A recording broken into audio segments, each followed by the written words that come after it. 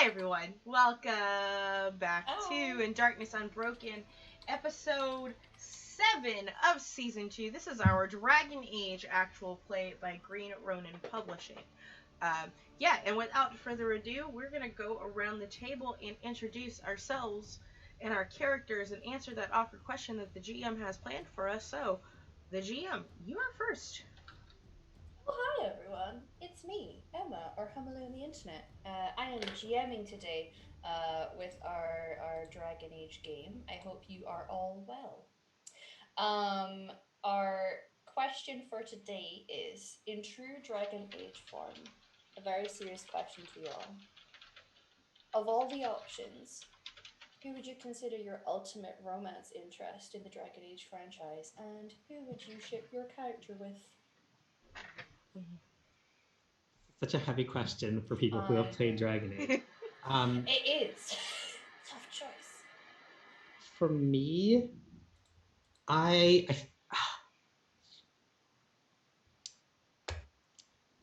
have enjoyed so many romances in the Dragon Age games, but I've got to go with Isabella for me personally because she's so much fun. And oh yes, I'm supposed to be introducing myself. I'm Freddie. In this game, I am playing Faywin, the Circle Elf Mage. And for Faywin, he would definitely hopelessly have an unrequited longing for Varric. Absolutely. Varric. Yeah, the hopeless romance. The one that we all want to romance but can't because he loves Joshua Sawecki. Thank you so much. He loves Joshua. Thank you so much for that sub, fam. Just let us know where it's gonna go. Who gets the auto success on that. Sorry for the interruption, guys.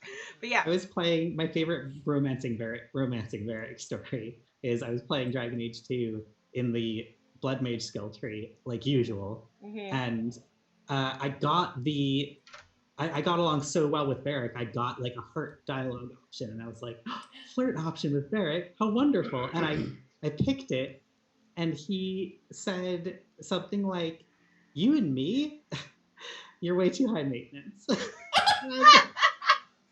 I was like, "You're right." Wow, I've never felt so seen.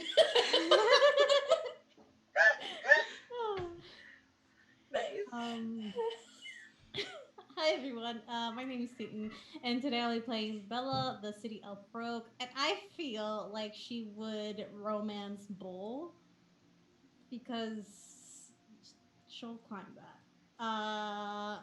And I personally, would romance Severin because I don't feel like I need to explain myself. Just sassy, assassin, yeah. I think a lot of people, play through the game picking an option and they start the romance and then they meet Zevran about halfway into the game and they're like, well, bye everyone else. It's like later, yep. Okay. Hello everybody. I am Gambit and I will be playing Arlen today.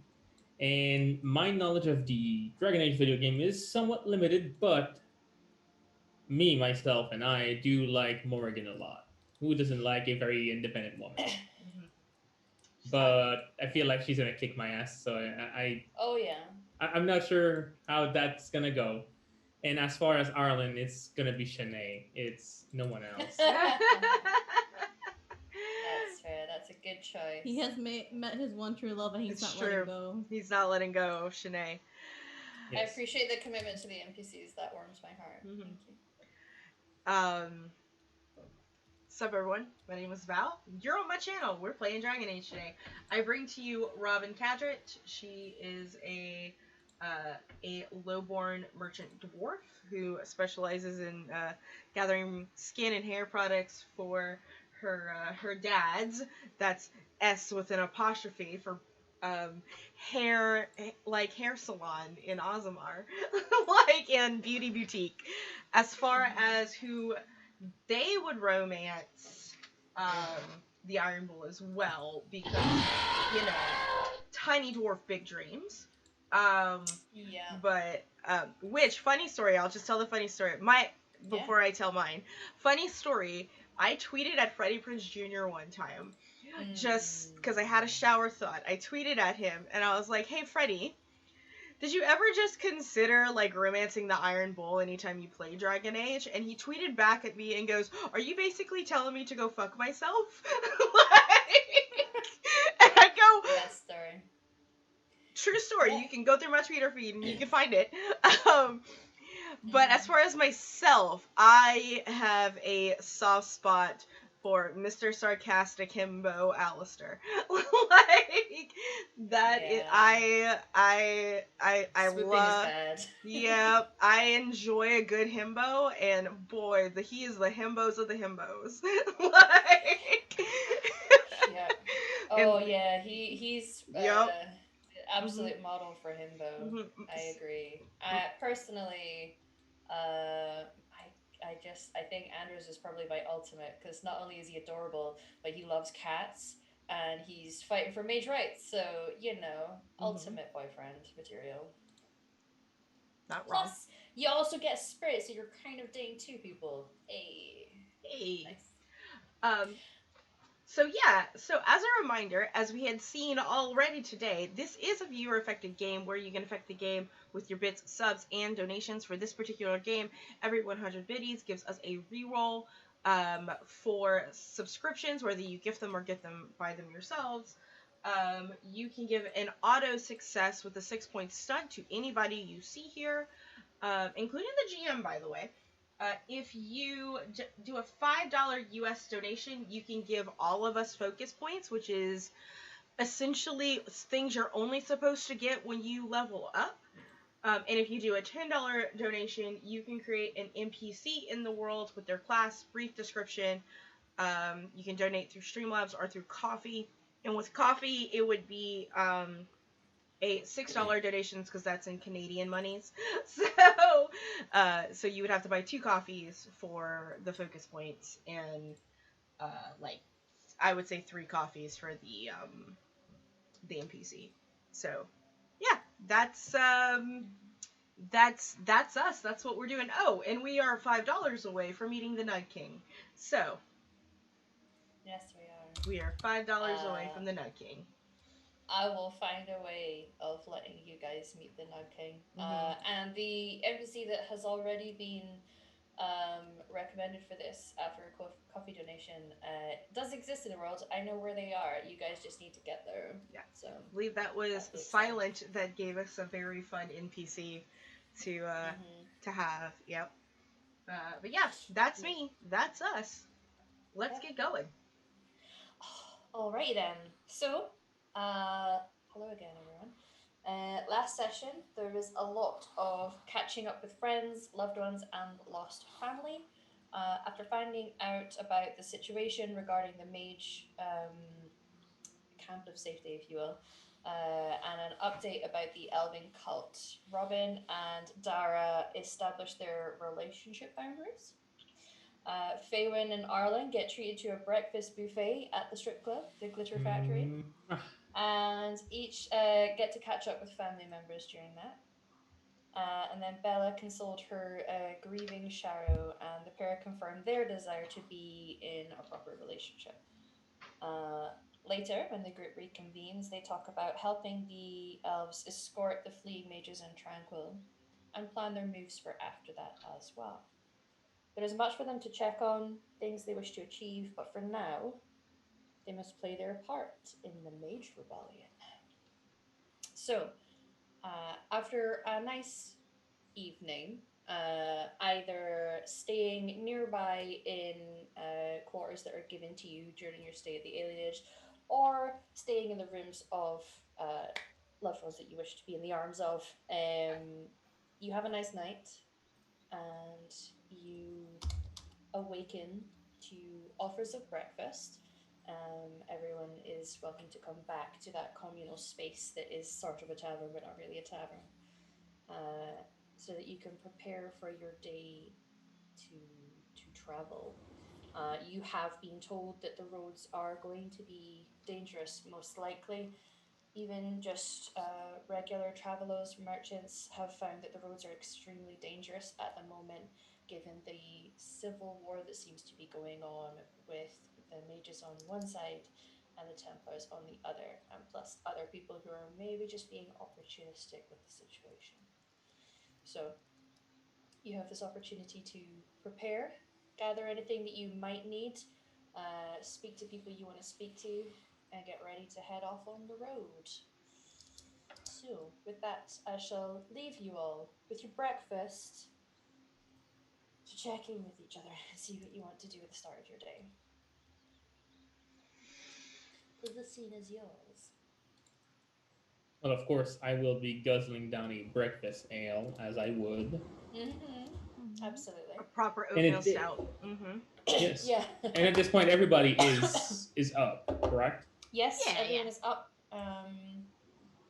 Breakfast is being offered for people. It's humble. It's not like a very extravagant thing, but for many of you, that is what you're used to. So, If sorry, if she's there, I will kind of suggest again to Elsie to get maybe hats or something for our tranquil friends to cover up their marks now that they're here and they have money. yeah, they do have money. It seems that they took your advice, and yesterday, while you guys were having the social situations with people, they have got themselves somewhat equipped. There's warmer cloaks for those who were needing it, and hats for the two tranquil. I don't know. I think Bella's just relaxing and being able to have a breakfast without having to worry about whether people know she's alive or dead. Yeah. Yes. No. It's nice to have a breakfast where it's just like you can just have breakfast. I don't have to worry about having to murder a noble No. or about if the people I care about, if they know I'm alive or dead, or people hunting me or my companions at this moment. At least not yet.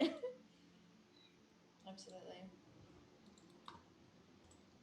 Okay. Alrighty. So we have all the resources we need to make that trip. Do we need to buy food, anything like so? Tents, blankets. I want to make sure that we're ready to weather the Um, trip. well, we could get tents for everyone. I have my own. Yeah, so do I. So do I. I mean, but Yeah. there's many of us traveling, correct? Yes. It's If we need to save money, I don't mind sharing a tent with somebody so that someone can use mine. Let's see. I only have a small tent, I will say, but I can buy a bigger one oh, and give my smaller one to people who, because I mean, I'm going to be sleeping with someone in my tent. That is not my dog, but also my dog. It's gonna be a Fair. tight squeeze in there with the dog. Yeah. It's fine. the It's dog that will take mean. after room. It's that mean of that guy taking a picture of him and his partner in bed, but it's like Bella with Andrew and With Cheryl her, on the side. Stack on top of each other. Yeah. Instead of a giant, was it a Pokemon cuddly thing? That she Yeah, had? it's a giant Yeah. Pokemon like plushie. Yeah. Okay, I don't have a tent. I'm gonna have to go and purchase one. I'll pull up the book, check the I price. could give you mine, and I could buy a bigger tent. Okay, we can do that. How big is your tent? Big is the tent you have? It's a one person tent. Oh yeah. No, that would fit me perfectly. Let me know how much I owe you for the big tent, and I'll pay half. No worries. Oh, don't say that. I will pay half. Arlen, I said no worries. And I said I would pay half. Don't make me arm wrestle you for this. That's not fair. I'm not strong. I only know how to stab. I feel I would arm wrestle you, and suddenly there would be a knife in my gut, like just to make me flinch. Can't arm wrestle if your arm's stabbed. Knife through the hand. Knife through the hand. Okay. Certainly, Let me. for reference, you guys would know that small tents are usually about 10 silver and large tents are about 35 silver. So they're not massively expensive. If you want to pay for half the tent, you can pay for half the tent, but don't. That's not what I wanted. Don't make a habit of it. Paying for my share of stuff? Nah. I'm not sure what habit I'm not supposed to make. I'm going to go buy my tent. I am confused. America, explain. Okay. Was anyone else needing anything other than the tent? I mean, we're not going to roleplay it. You shop with them and you know the price for it, so. Not that I need anything, but I might want to employ these tranquil because I have 1 rune of entropy warding and a rune of protection that needs to be mounted to some armor, or I believe both of these are like armor runes. If they're protection ones, yeah. Yeah, and a warding rune. So I'm assuming, yeah. Yes, yeah. I believe they are. Yeah, you can inquire with them. Okay. I believe it was Faywin who's given the information that Dominic is able to work with enchantments, although it tends to require a station and equipment to do so, which you know, it's just being able to get their hands on that, given the current situation. Okay. But yeah. I mean, if it's not something that they can do on the road, then I'm not gonna worry too much about it. Yeah. Because there are plans to eventually go to Ozamar as well, and if I can't find a dwarf that could properly enchant shit, then what are we even doing here? Are you even a dwarf if you don't know someone who can enchant things? Yeah, to put your runes to things. Yeah, exactly. So I'm not gonna worry too much about it if that's the case. Yeah, they wouldn't be able to do it here. Yeah. But yeah, keep a hold of them. Yeah. I'm sure there will be an opportunity to do so. Because now you know you have someone who can do it, and that's often half the battle. So, okay. Well, tent acquired. Anything else from anyone before you have to leave the city? Yeah, just rations. Yeah. For a while. Yeah. Nothing. Just the normal stuff that you would get. It's like rations, sharpen your knives. Do we need to buy horses again, or clean we just socks. Clean socks. Oh, that's a good idea right there. Like, make sure you bring your toothbrush.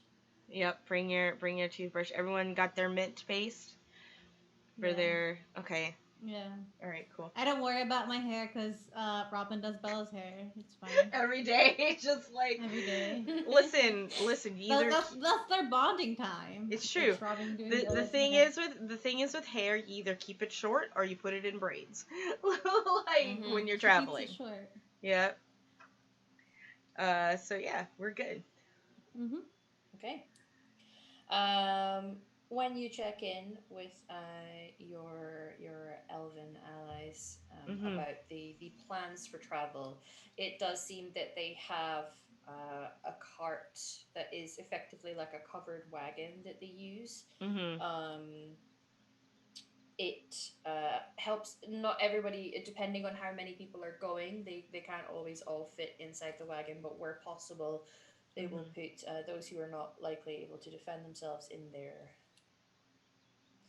So, do we need to get horses? It's a lot of horses.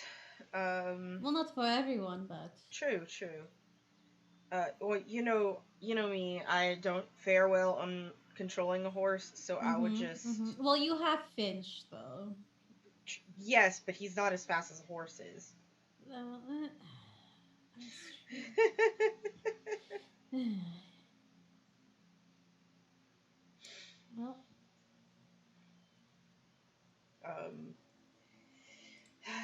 can inquire with the people. Like I say, you've got people who've clearly been doing this for a while now.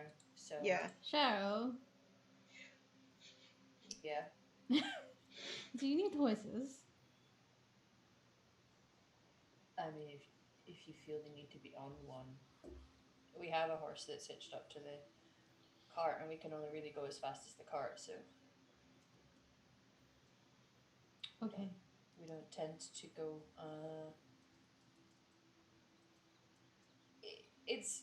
They can be expensive, and the risk of one of them either dying or running away is pretty high. So it's a cost we try to avoid. Mm-hmm. All right. But if you guys have the money for it and you want to be on a horse, go for it. I'm fine. I was just asking to see if it was needed.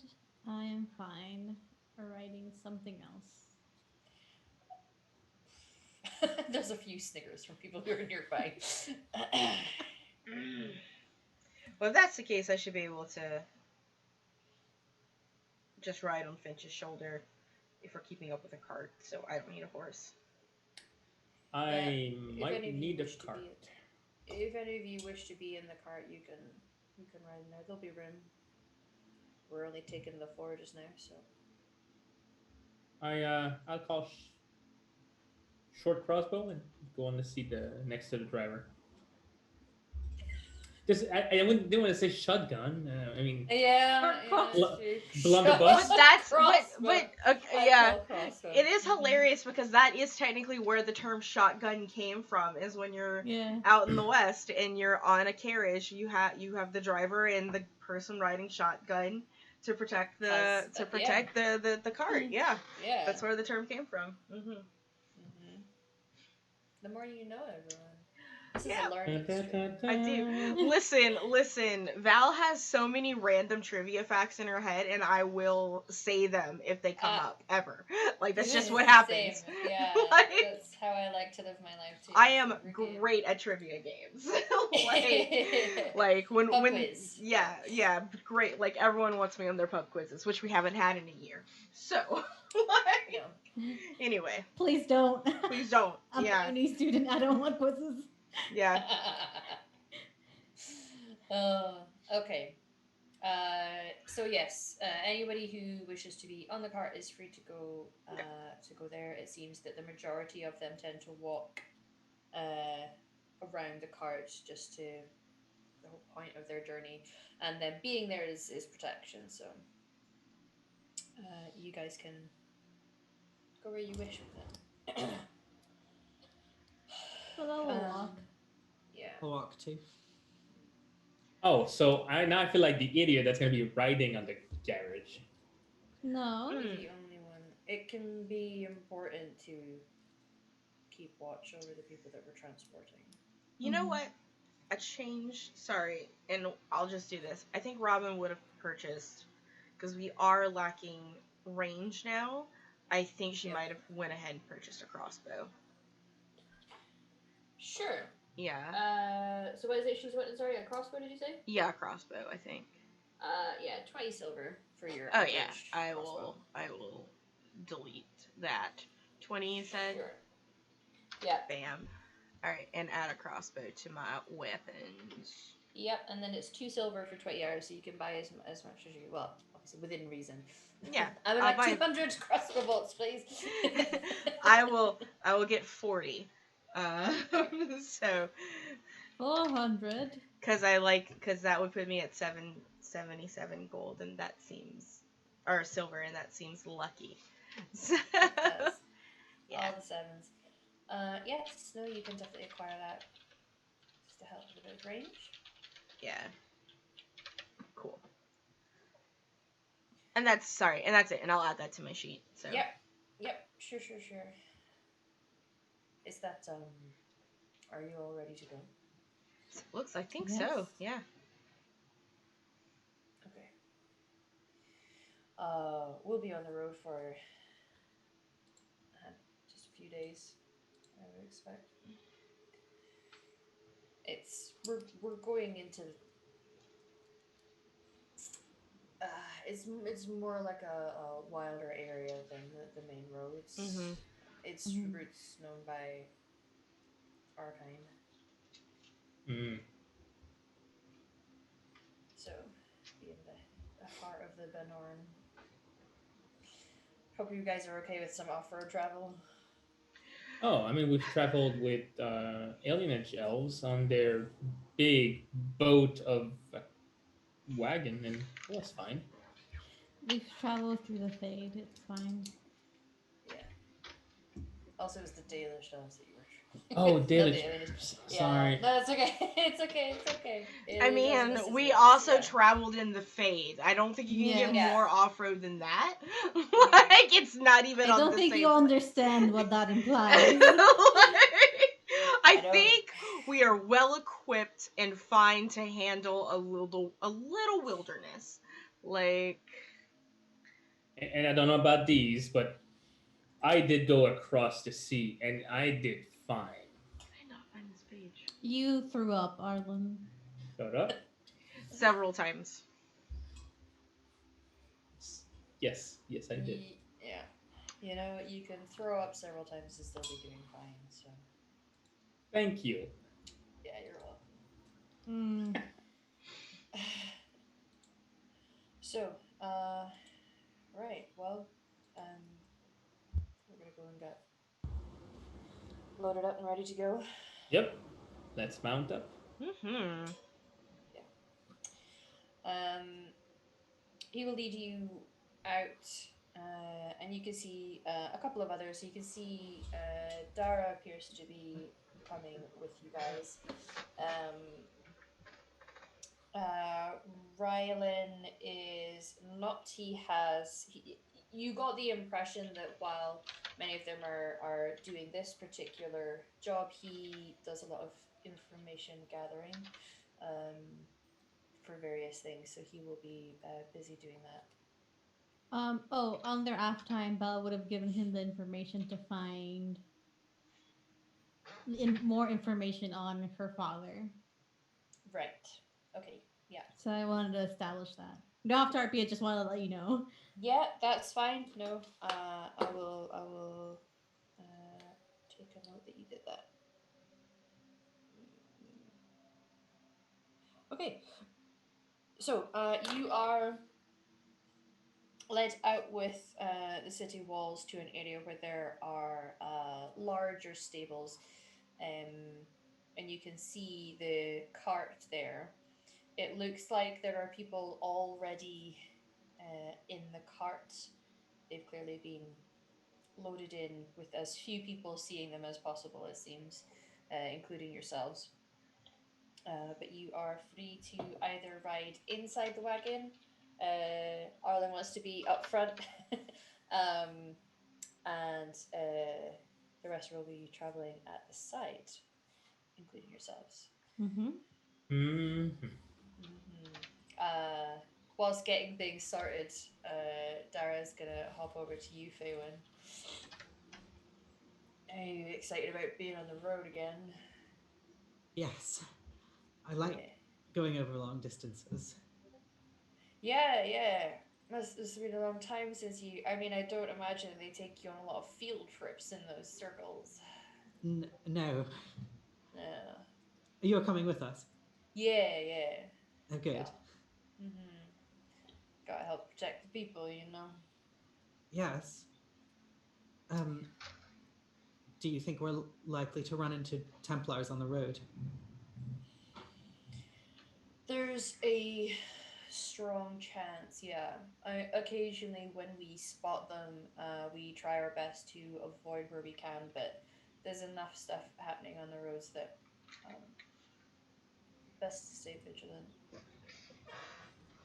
Do you think that I look like a mage? Well, no, I mean, mages are just regular people. How can you really tell just by looking at someone? But they seem to have some, abilities, I guess, is the best way to describe it. So yes. I don't know if they can see that you're a mage. Don't worry. If anyone tries to take you again, I'll cut their heads off. Very comforting, thank you. Yeah. I'm old enough to do that now. I was young, obviously, when that happened. He's old enough to do a lot of things now.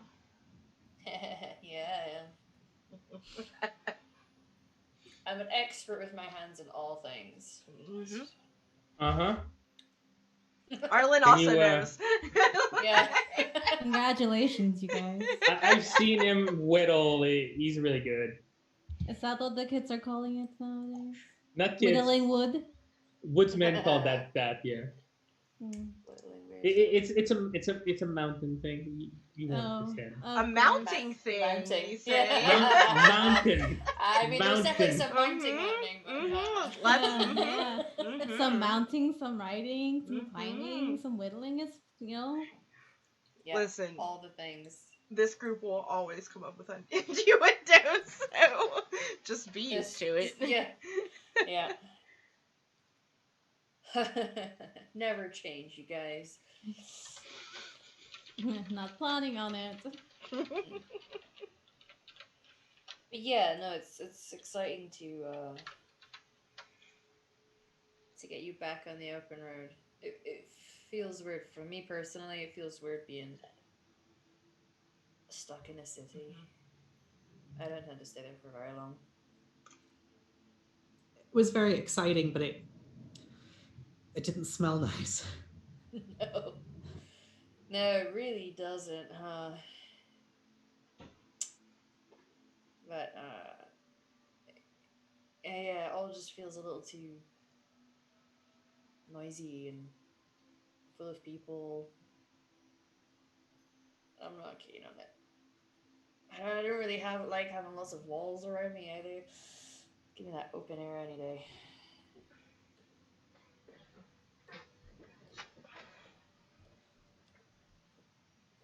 Well, yeah, it'd be good to have you here protecting a caravan, as is traditional for our people. Yes.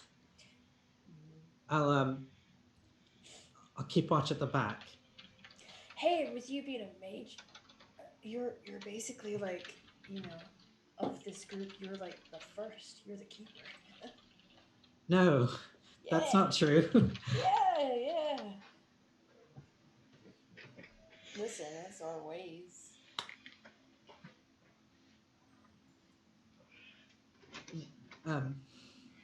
Sorry, does that freak you out?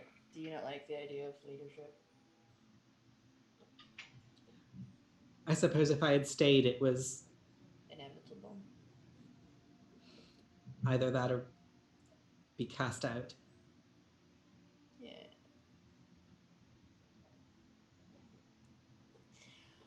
Well, it's something that you have to grow into, I'm sure. So, but it's just really good to have you back, man. Just being close to you makes me feel less afraid. You have such a calm spirit. Oh yeah, it's all the elf fruit. I appreciate it. Yeah,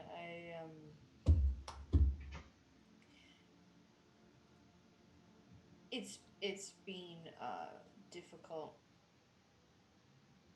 recently because like things really stuck back then when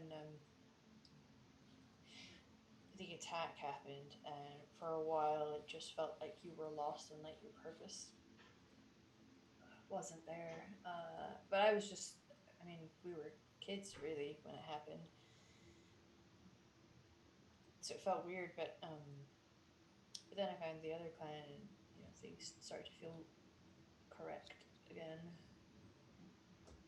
Uh, I guess I'm just trying to find that purpose again. Oh, It's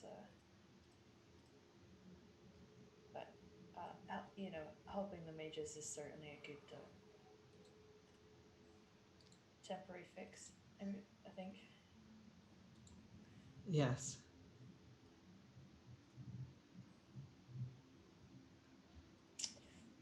We're going to be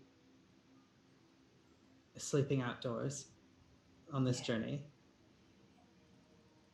Yeah. That will feel good. The forest air is good for dreams. Yeah. Yeah, it is.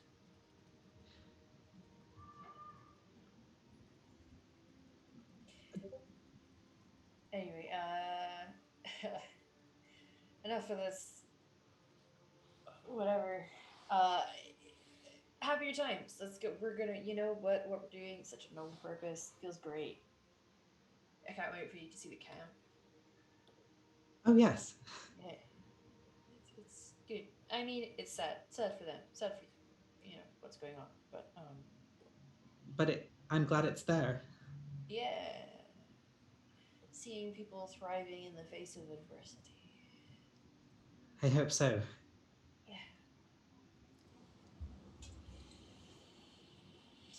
Yeah, let's go. He'll pat your back, sort of like ruffle his hair and be like, "No feelings." Aw. Faewon will just like tug his sleeve. Yeah.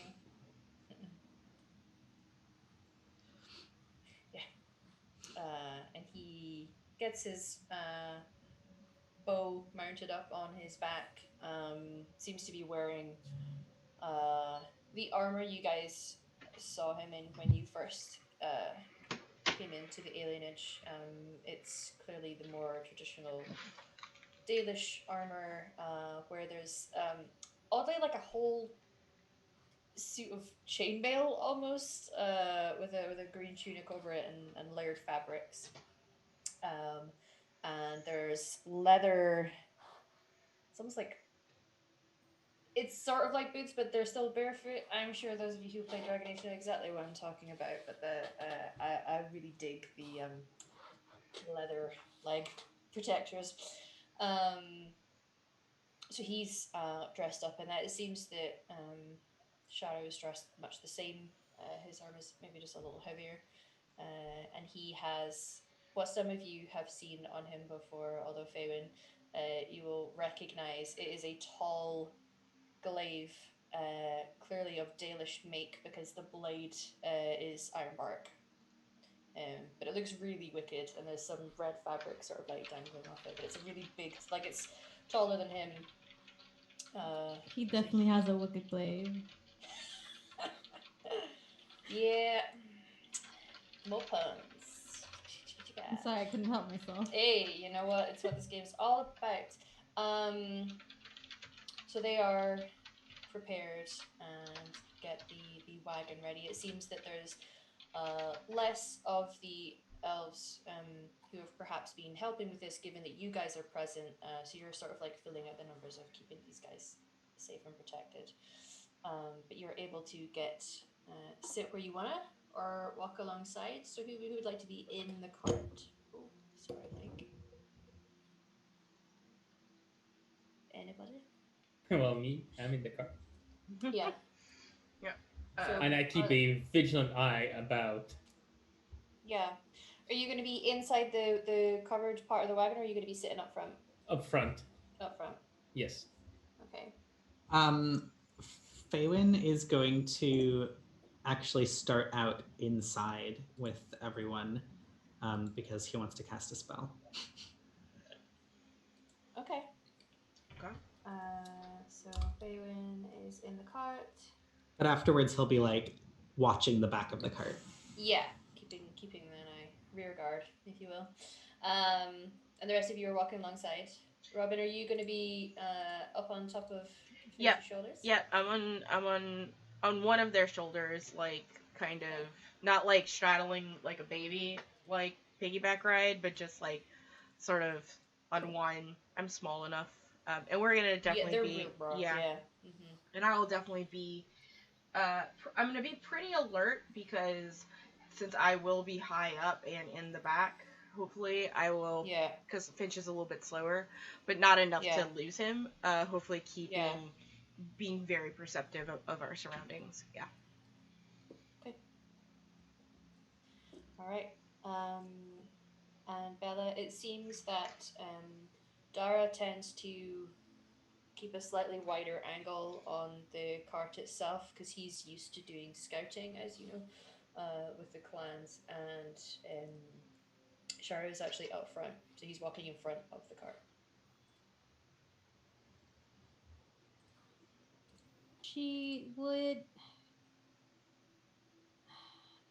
have Andrew with her, I think, and then just kind of. I feel like she would keep an eye on Dara, like in case he gives a signal or anything. Mm-hmm. I mean, she'll ask if they need more scouts because she can do that first. Basically, it's up to yourself. They kind of Okay. change it up and improvise as they're going, so you can do what you feel your skills are good for. Okay. I think she will trade between either being up front with Sharo and scouting. Okay. Yep, you can do a bit of both. That's totally fine. Okay. So you guys set off on the road. It's a fairly overcast day. It's one of those days where there's just a cold hanging in the air that kind of gets into your bones a little. But there's something almost not so much comforting but convenient feeling about it being such an overcast day that lower light levels perhaps being good given that you're trying to keep as low a profile as possible with a wagon.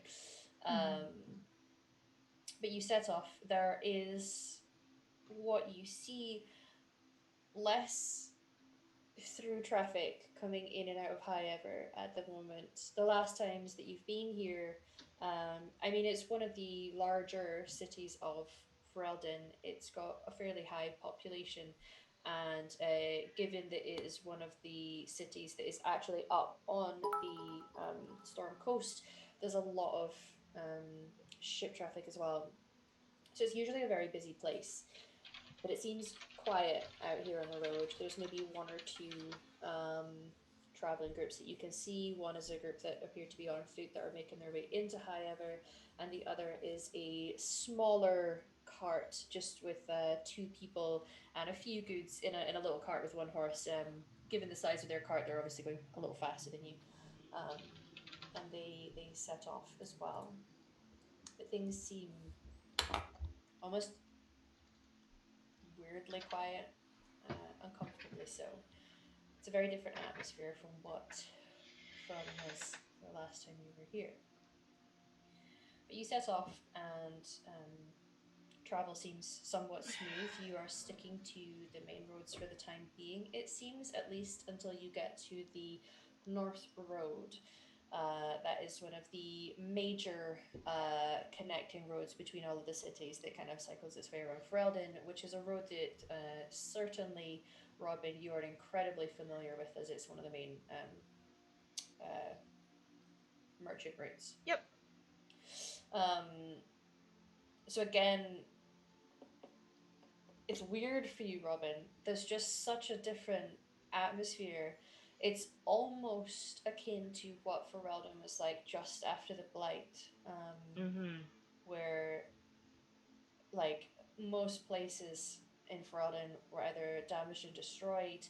A lot of the population had moved and taken some refugee status elsewhere, and it's got that sort of unhappy quiet that feels like it was then. It's like, this is heavy. Yeah, this is heavy. it's probably I mean, you've been told about this sort of shift in what's going on right now, and that there's tensions on the roads, and you can hear about these things theoretically, but when you see something that's so familiar and comfortable to you, you see the difference. It does hit a little different, and it perhaps reaches a twang of maybe discomfort or worry for your papa, given that he's on these roads a lot. And if this is what it is like, and if it is that dangerous, like, he's been traveling out here mostly by himself. So can I, from where I'm at, since we're on this road and I am being perceptive, can I look for like how, right, because of this quiet, like what does the road usage look like, period? Has it looked like it's being used regularly, or is it Yeah. Yeah. Yeah, you can use perception. What sort of focus would you like to use? You know what? I think tracking is probably really good for this. Yeah. Yeah. Yeah, go for Let's it. do a tracking roll. Well, ma'am. Ooh. Ma'am. Like. Yeah, would have been very difficult to get better than that, really. Like, I mean, technically could, but still. Ooh, yeah, by ma'am. 3, really. Yeah. So, with that high of a roll, and certainly getting the vantage point that you are being up on top of Fincher's shoulders. Yeah. It seems like looking at the road, you tell a couple of things. So like aside from what you're actually looking for, it's clear that there has been some rain in the past few days, and while it's not raining right now, there's enough on the road that usually would leave a fair amount of tracks.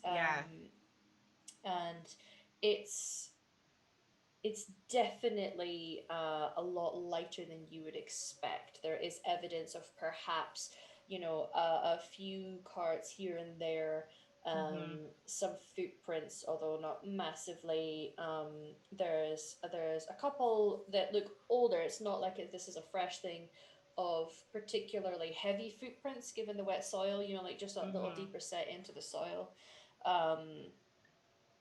But that is it. So you really notice this is almost like, there's some roads towards the south of Ferelden that are not used as much because you're getting kind of close to the Kakari Wilds, and it's not as traveled by merchants. It's got that kind of feel of like a road this close to a major city should not look like this. So it's clear that there isn't much, and yeah. That's what she's able to pick up. And I'm gonna just straight up say out loud, I got a real bad feeling, you guys. What's happening? Do you see something up there? And I'm gonna have like Finch walk a little bit closer to the front.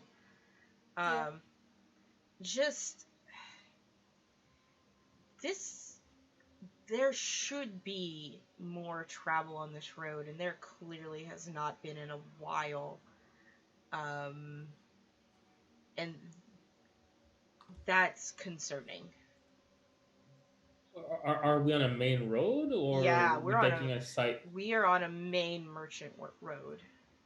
Oh. Yeah. It's possible that people are traveling less because of the dangers. Merchants wouldn't. Like, merchants are essential workers. They merchant caravans also have adequate protection.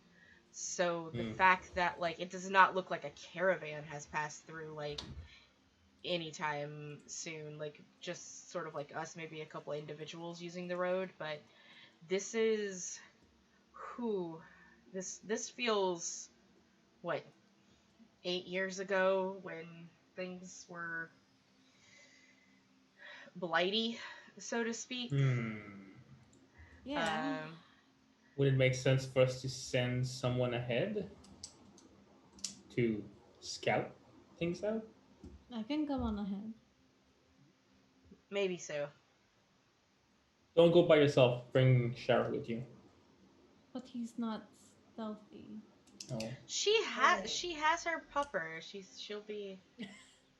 Okay, now by yourself is always a bit of a risk. This is why I was saying. Yeah, she has Andrel, but also like, if anyone was gonna go with her, it would probably be myself or is Rylan with us? Rylan is not, but Dara is. But Dara is, yeah. Me and Dara can go. Yeah. Okay. Yeah. I mean, Cheryl, you're great and everything, but you are not meant for stealth.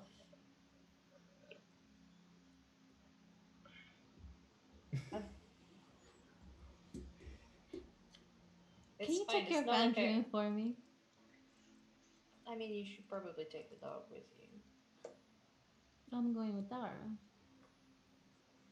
Yeah, well, I mean, Dara is great and all, but his sense of smell for tracks is maybe not quite as good as Central's. All right. Depends what you're looking for. I mean, I don't worry, I'm not taking offense what you're not taking, you know, You we all just have not our the one to skills. take care of my dog. I can take care of your dog if you want me to.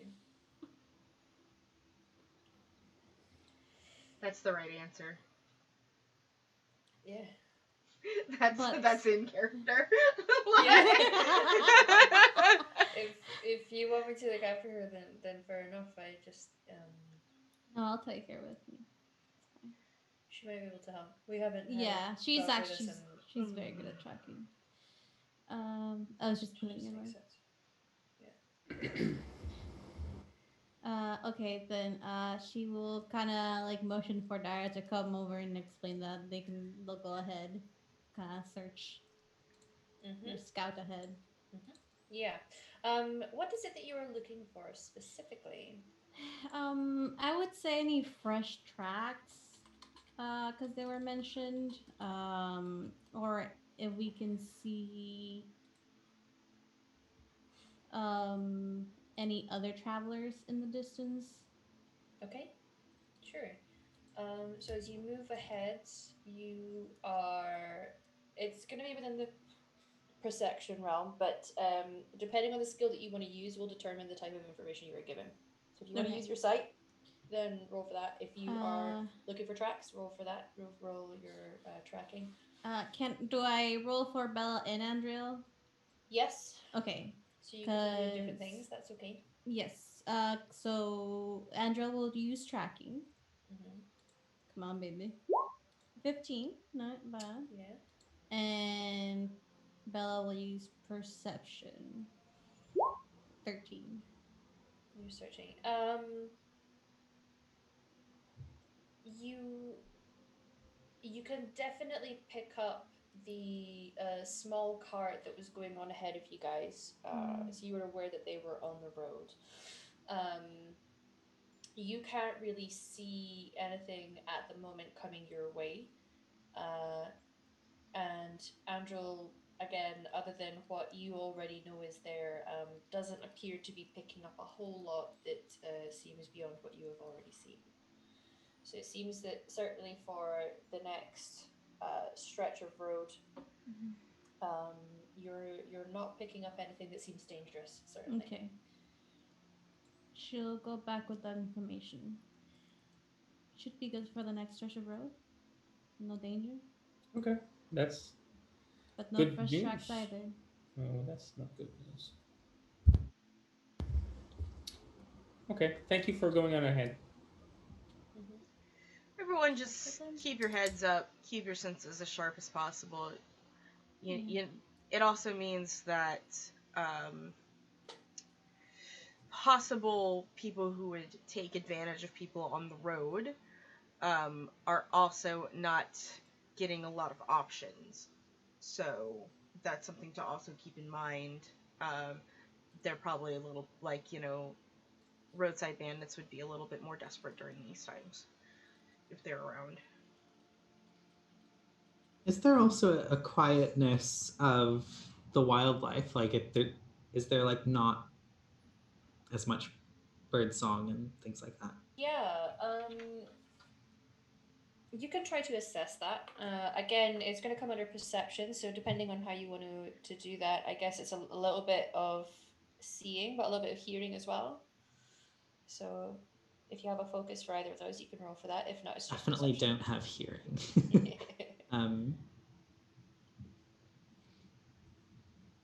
But I'm gonna roll it as though I'm rolling hearing anyway. Yeah, that's fine. So just a strict perception. Ooh. Hey. Hey. Look at that.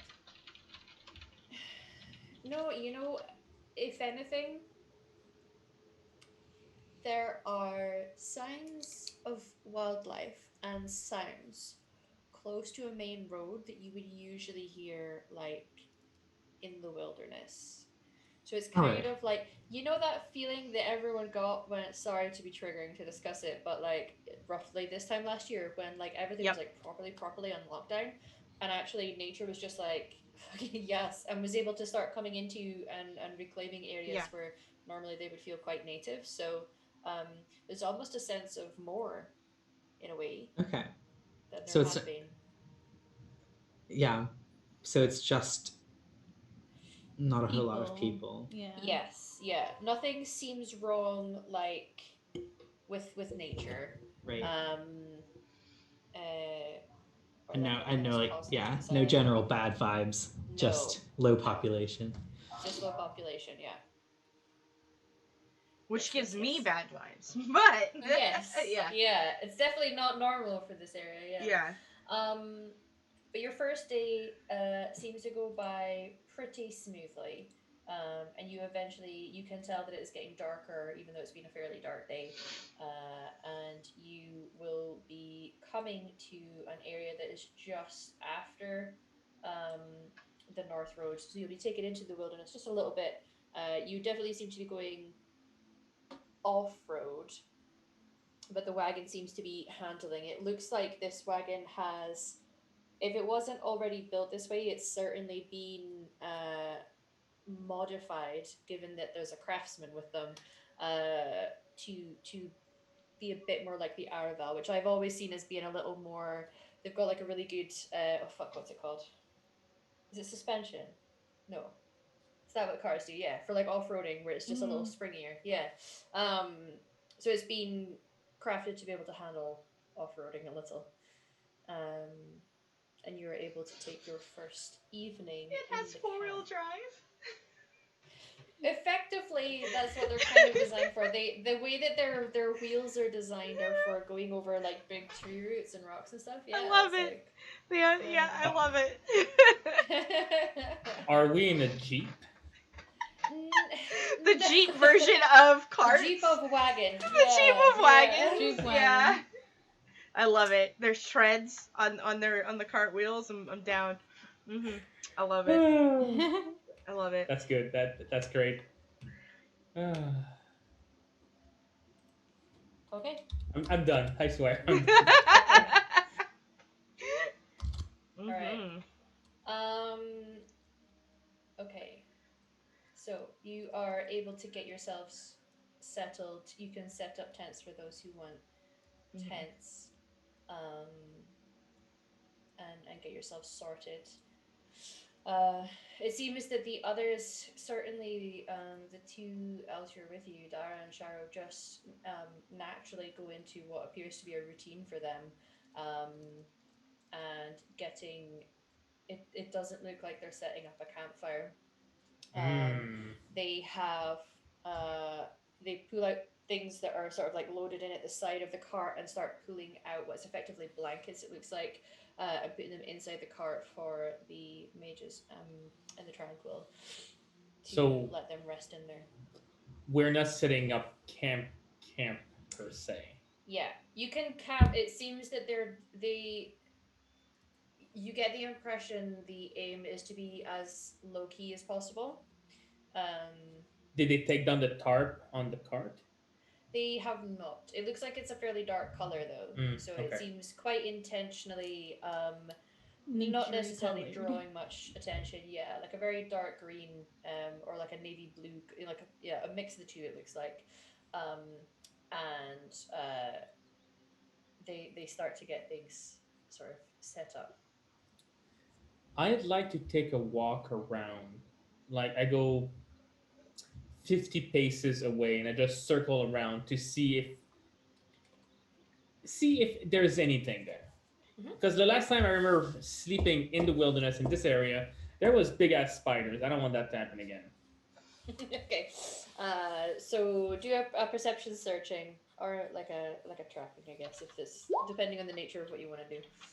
I don't think tracking would work in this case because I'm not trying to track something, right?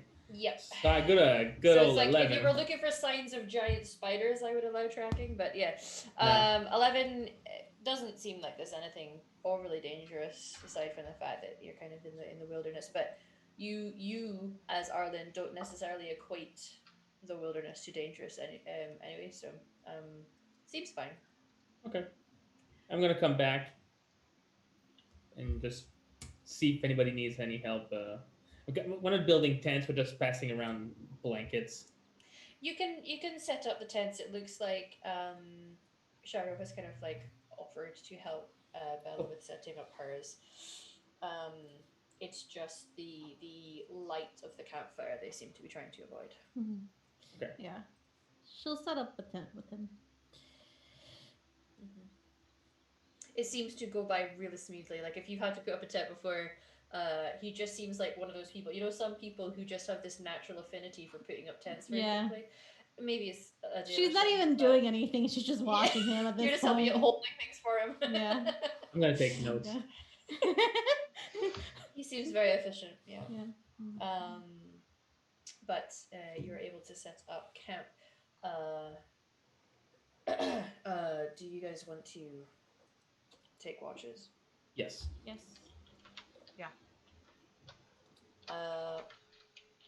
Who is gonna do which watch? Yeah, I can definitely take first watch. It's up to y'all. I am open for debate. I would Yeah, either yeah, like but you- first or last, so I'll take last watch. You'll take last, okay? Yeah. I'll take middle watch.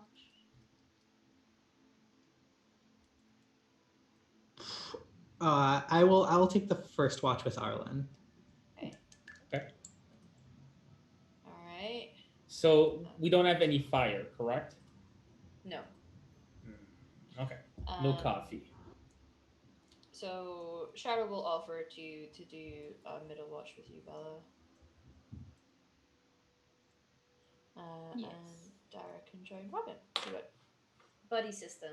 Yeah. Yes. That is important. It is for watches. Doing the watch by yourself is not sensible. Too many bad things happen when you do a watch by yourself. You know, I've had somebody get charmed before on their watch and obviously could not then wake other people up. So that's a That's dicey bad. one. Yeah. You don't gotta wake other people up. You're fine. There's no danger. Yeah. You know what? You're Yeah, right. this is me. I It mean- was Will of the Wisps leading the way. It was great. Okay, so Arlen and Faywin. Once people sort of get themselves snuggled in, ready for sleep, Dara appears to enjoy being both the big and the small spoon, so he offers you, Robin, to make that choice.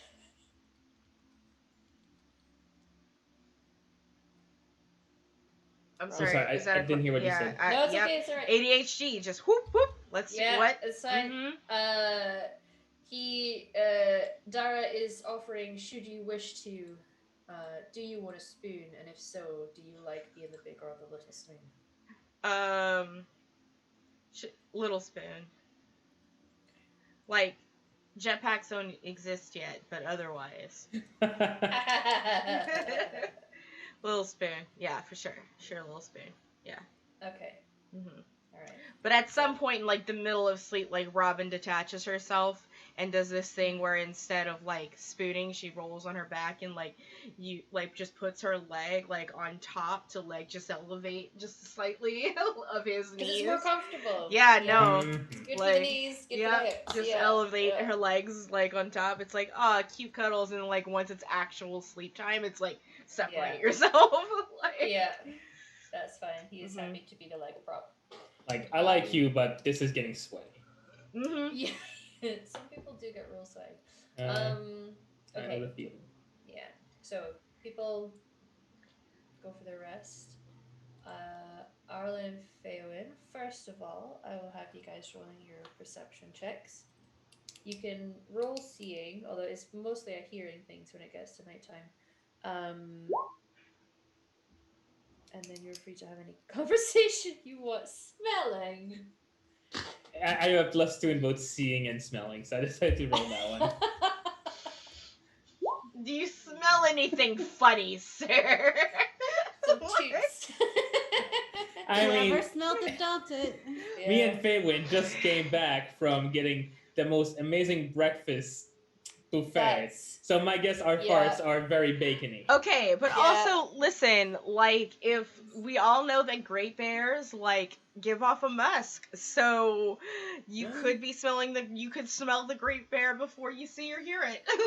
There are some dangers you absolutely can smell. Yeah. However, mostly it's going to be your bacony farts. All right. 13 with 5 stun points. And Feynman rolls a 14. Things seem somewhat peaceful. There is obviously nocturnal creatures that are having a whale of a time, especially when you get into more of the wilderness. That is when you hear the vixens like just screaming their heads off, and owls and what have you. What does It seems, judging by the nearby, you know that like squeaking that happens when certain creatures are like ruffling and snuffling around on the ground. Mm-hmm. And you kind of look over and you see there's like this moment where like a creature stops and looks over at you and does the freeze and then eventually hops off. You notice that there appears to be a little group of nugs that are wandering about at night here. Nugs. Yeah. What are those? Nugs are basically hairless rabbits? Yeah, they're like guinea pigs that are hairless almost because they've got that sort of like potato body shape. Mm-hmm. They have a hippo face. And bunny hippo, ears, bunny, and they look like guinea pigs also. Yeah. Potato pets. Wonderfully ridiculous. If anyone who happens to be watching this has not seen a nug before, Google it. They are great. Okay, but listen, if you Google nugs, you're not gonna. You have to do nugs Dragon Age because I just did nugs. Yeah. It's marijuana. Marijuana or chicken nuggies. Yeah. You'll find things that are not Dragon Age. Dragon Age nugs, yes. Mm-hmm. I have a really cool one with a nug with a hoodie on that says Nug Life. Mm-hmm. Okay. It's good. So you're aware of some nocturnal life, it seems, but you are free to take your watch. If there are discussions you wish to have on your watch, you are free to do so. Otherwise, it will pass uneventfully. Mm-hmm. Alan, you set up a fair number of the tents tonight. Yes. Yeah. Do you think any of them have room for me? I know of Bella's tents, which is big enough for them. There's my tents. Is there any more tents than that? If he needed one, Bella would have offered to have gotten Figwin a tent. Or you can share my tent with me. You're not sharing it with anyone else. No, it's a bit cramped, but yeah, there's room. I was going to see if there was room in the... I still don't have any money, you see, so it's awkward to ask. Oh, so we left town and okay, yeah, I see your conundrum, your dilemma. It's a bit late to be knocking at Tent's door to see if there's rooms in any of them. Well, if there's room in yours, yeah, I don't take up much room. I take a bit of room, but it's okay. Yeah, we can share. It's not a problem. I hope you don't mind snoring. I don't know. It's been a long time since I've slept in a room with someone else. Well, you'll find out tonight. I somehow thought we gave you some money. We did we? We didn't we? Did you what, sorry?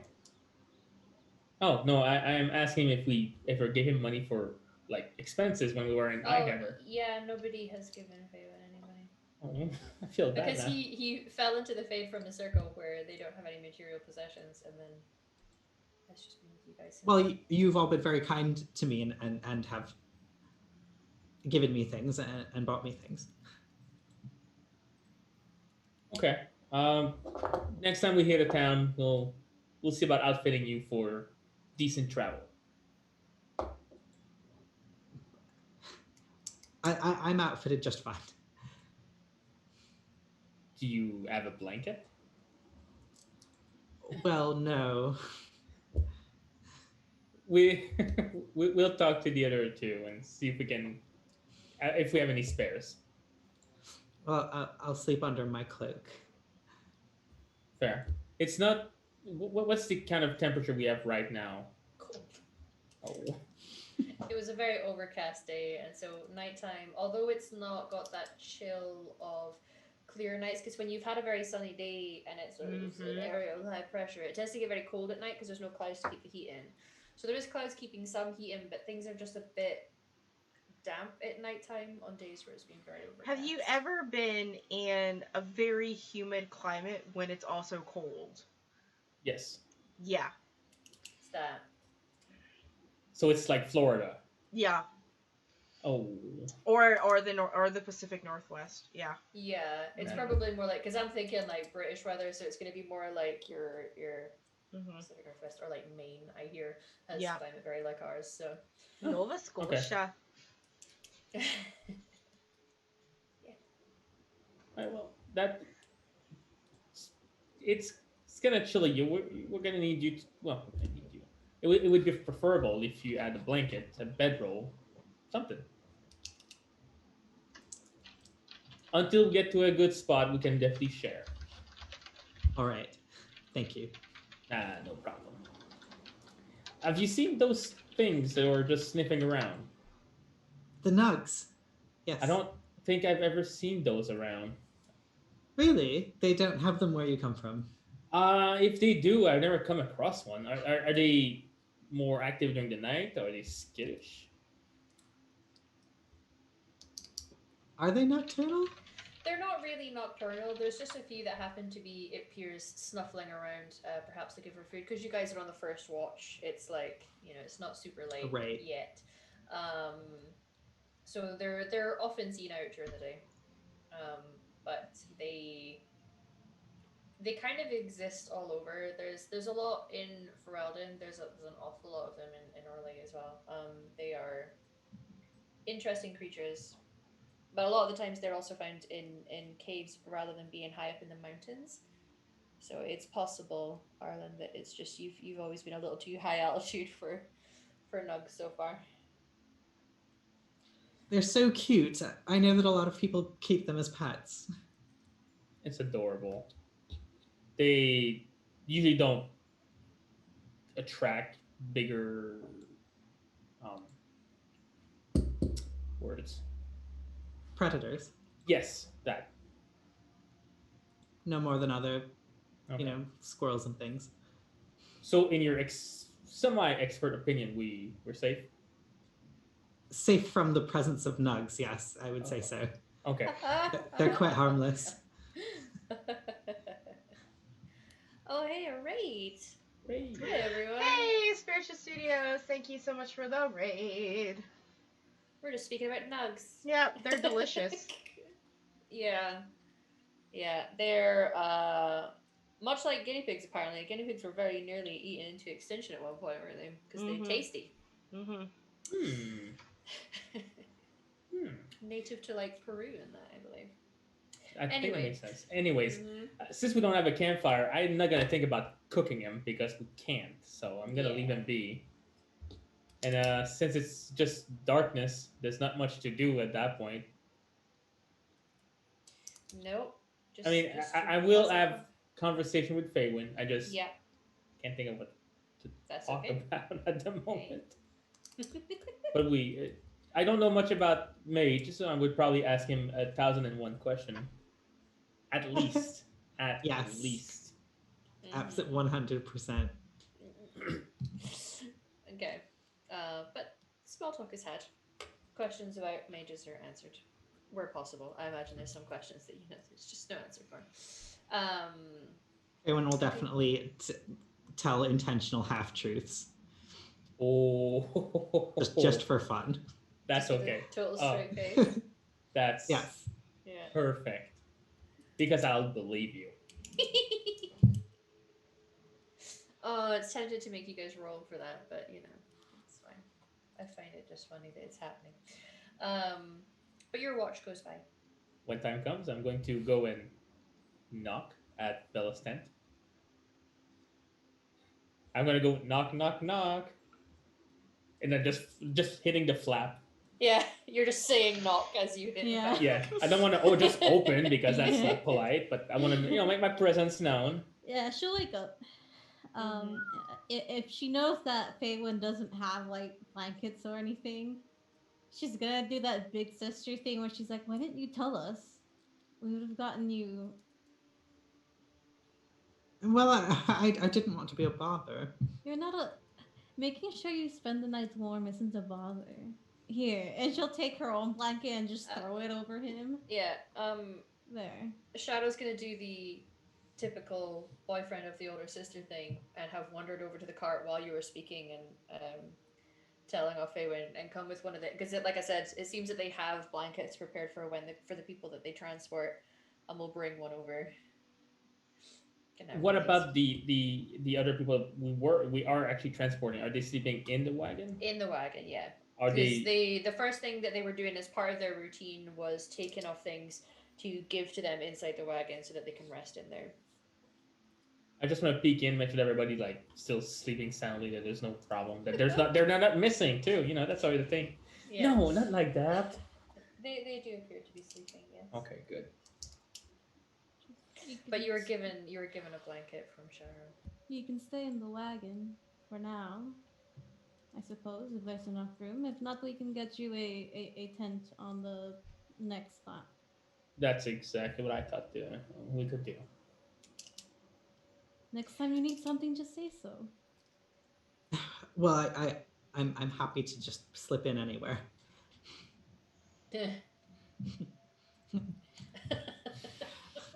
Faywin, if you need blankets or a bedroll or a tent, just say so. You're not a bother. Okay, go sleep. He's fine. We Delish know how to sleep in the wilderness. Yeah, but it's kind of nippy right now, even for me. Maybe you're just becoming a soft lowlander now. Watch your mouth. Oh, are we going to have a fight? No. Oh, that would be fun. It'd be nice to watch. Yeah, no. You guys go get your rest. Okay. I'm just saying. Oh, one day maybe. One day maybe. Ooh, shirtless fights.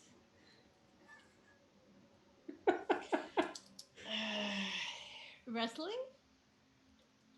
I'm already heading toward my tent.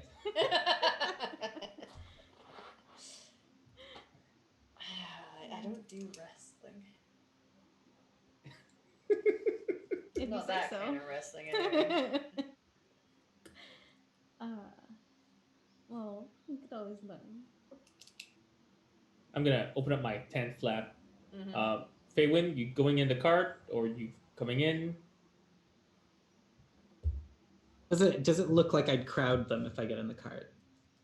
No, there's probably a space for you. They occasionally transport more than just 4, so it looks like there's a bit of room you could probably sneak up on and sleep without disturbing them. Okay, I'll do that. Okay. You can cuddle in next to Dominic. But yeah, no, you're able to get up in there. I would say 1 or 2 of them maybe like stir a little and see that you're coming to join them, but they don't pay you any mind, and you're able to get some rest there with them. Okay. Oh, before I go to bed, Bella, just watch out. There's nugs about. They've been scoping around. I do need to watch out for nugs. They're harmless. You say that. Tasty. They're pretty tasty. Yeah. Oh man. I'm gonna close my tent flap and just brood a little bit because I know there's tasty food just walking about. Just eat your rations, big guy. Oh, I know. I have my rations. maybe get Dara to hunt us some tomorrow. Yeah. And slowly, all you hear is a snore. And there he goes. So first of all, Bella, you roll me a perception check. May I use searching? You're not really looking for hidden things necessarily. Okay. Finding things that are hidden or obscured. I mean, maybe obscure if you know, maybe. Yeah. Six. Oh, I just rolled the regular one. 16. Okay, it's still pretty good. Yeah. So you guys are able to take your watch. It seems again, there's definitely wildlife, but nothing that seems overly dangerous. Mhm.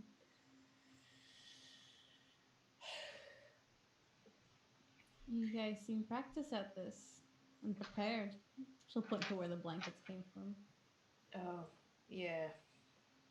Um, yeah, we've been doing it for a few weeks, so it's we're starting to get into a rhythm with it now. Hmm. Y'all definitely don't take breaks. No, I don't think any of us want breaks right now. Hmm. That's Although fair. maybe that'll change a little, but I think it's Keeps you busy. yeah. I feel restless being in the city.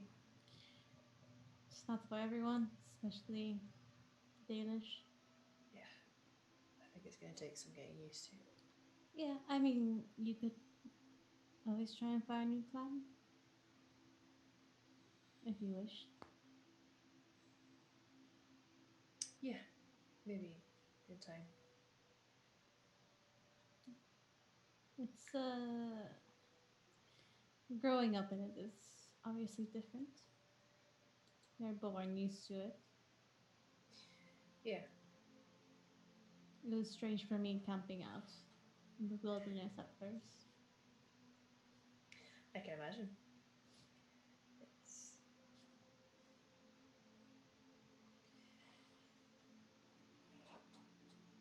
oh maybe you'll get used to it. Oh, I'm used to it now. It's quite the travel, quite the journey from Antigua to here, so Yeah. been traveling for a while already. Did you go by land or by boat? By land first. Made my way over to Kirkwall, and then I met Robin down in the. I think we met near Osamar. I went. She go on a loop. She's just doing this in the air. I might have crossed the Waking Sea by boat, and then I went near Osamar. The Garlands path in the Imperial Highway. And that's where I met Robin. Yes. No. You're being spoken about. Oh. Yeah, I think we met in the Imperial Highway, if I'm not mistaken. Lots of traveling then. Yeah, I guess, I suppose. Do you have a preference? For traveling? Well, being on the road or being in the city.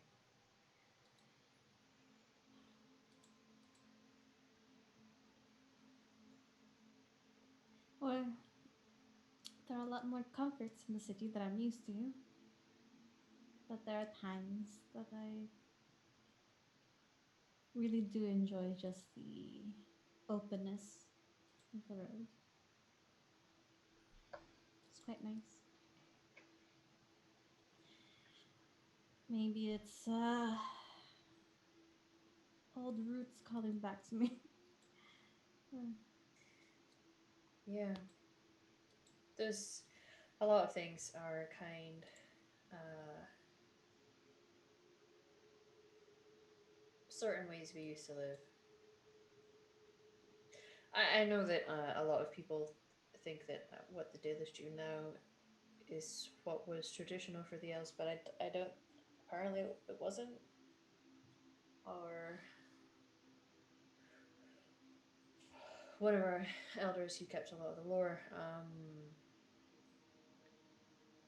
We used to have great cities. Apparently, Hmm. That checks out.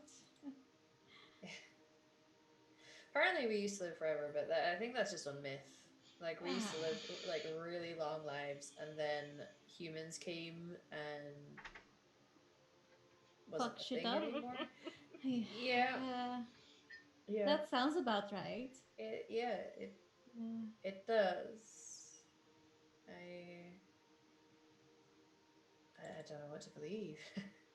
I'd like to think the humans are so jealous of elves that they decided to try and take away what grandeur we had. Maybe. I don't know. Yeah. But who knows?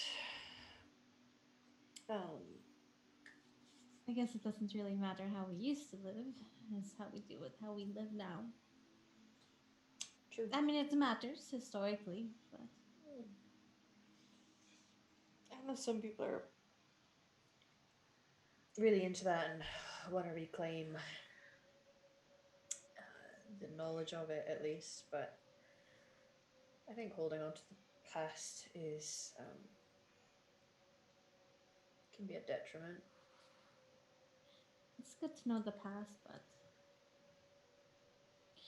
you cling on to it, you don't make way for the present and the future.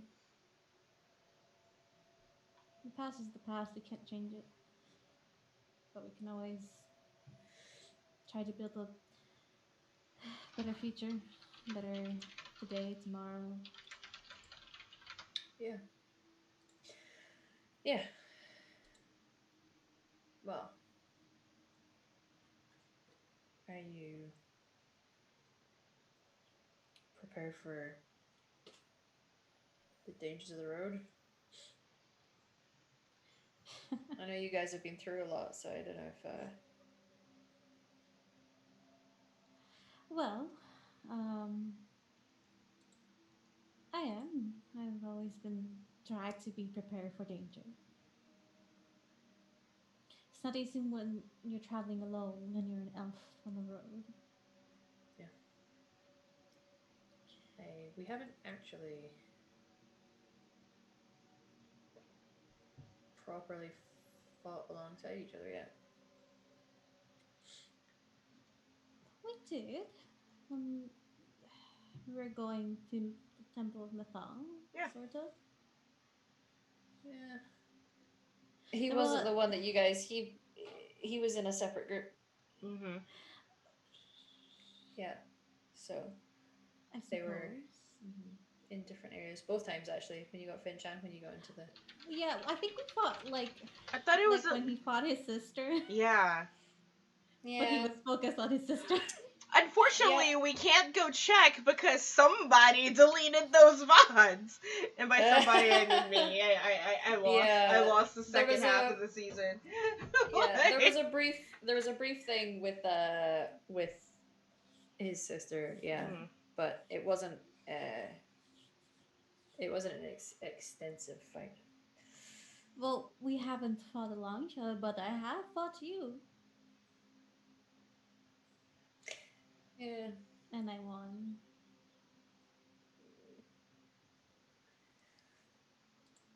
I'm not sure you really saw my capabilities then. Oh, mm-hmm. You're going I'm not easy gonna like on me. properly fight. Yeah, what Yeah. you think I'm Oh, gonna properly go for you with my glaive? yeah. I'd go for you with my daggers. When you throw a punch, or when you go to hit, you have to mean it.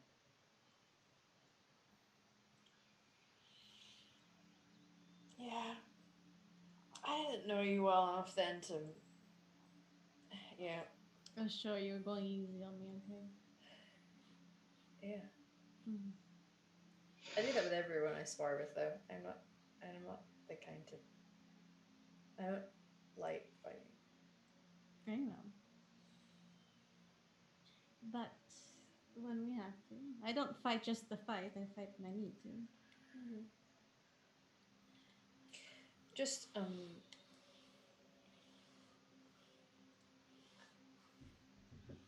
I know that you're capable.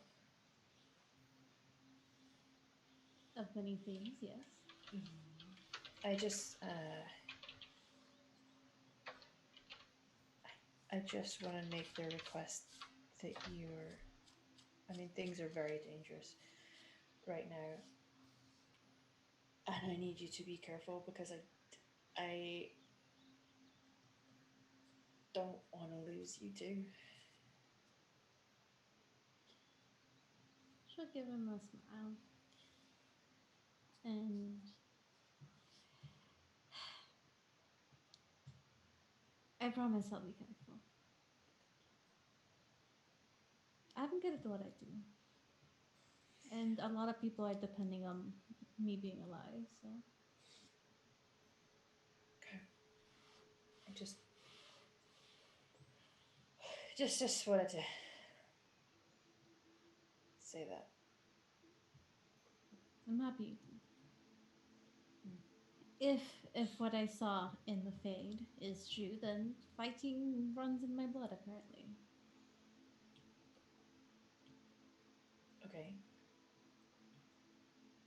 What did you see? I had a vision, a memory, I think. That's true. Mm-hmm. Of when my father left my family. He said he had to leave because if he didn't, they, whoever they are, will come after us, take us from them. And if my assumptions are correct, I believe my father was and is, if he's alive, an Antivan Crow. I don't really know what they are. It's a very pricey, very good assassin's guild, in a way. Okay. So your dad kills people for money? Apparently. The you don't just walk into it. They basically take children off the streets and train them, and whichever child survives gets to be an Antivan Crow.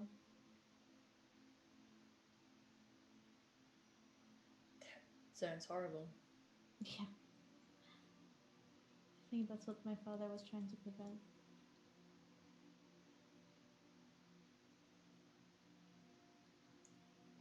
I Well, believe the survival rate is not high.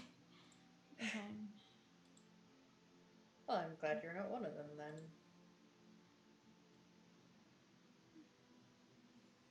I mean, I'd like to think my fighting skills are just as good, but you know. Yeah. Well, Maybe not. you can be good at what you do and not have been put through whatever the fuck that is with kids. It's messed up. Oh yeah, no, it is. It's just really fucked up. I don't think they expect the people that are there to actually have a family at any point. So, being that my dad had children, I can't imagine they would have missed on the opportunity of taking them and taking us, I guess, and training us.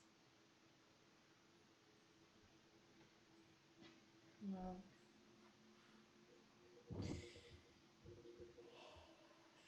I'm glad that it worked. Yeah, me too. Yeah. Well, we should probably go wake the others. I think it's Yeah, let's go wake up Robin and Dara.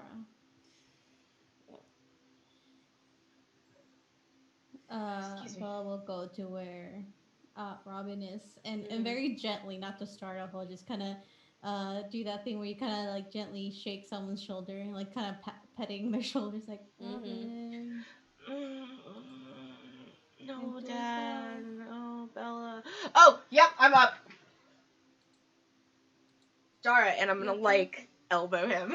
Sorry, turn. Oh, why have you? Oh, God, your elbows are sharp. Oh.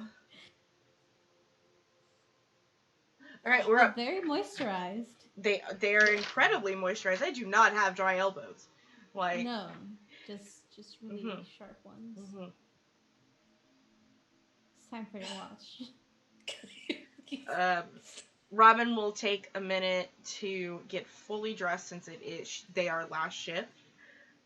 Get fully dressed in armor and everything. The time that it takes for her watch. Go out for watch. Okay. Climb on top of Finch to get a vantage point. It's like, what did I ever do without you, bud? That's really handy. He is quite handy. Of course, like, anytime I'm not allowed to, Finch, just let me know, okay? And I won't. Yes, Robin. Thank you. Anyway. You see anything up there? I don't know yet. Trees. Yeah. You can roll a perception. Again, I'm going more on the hearing, but you can roll seeing as well. Or searching. Yeah, I'll probably do. I have proficiency. I focus in all of those senses. Okay. So just, yeah. So I will go with hearing because I'm likely to hear something before seeing it in the dark. Okay. Can I also roll for Finch? Yes. Cool. You never know. Finch might get a dope roll. Absolutely. Alright, so Finch has just perception.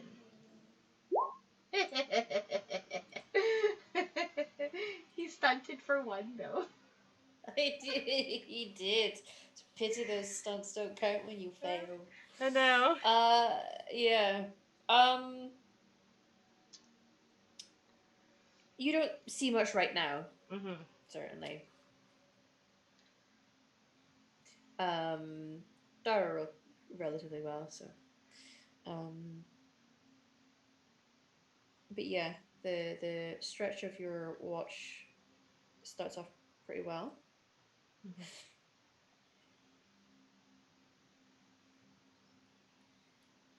I wish I had a big cool thing to sit up on. I mean, he's definitely big enough.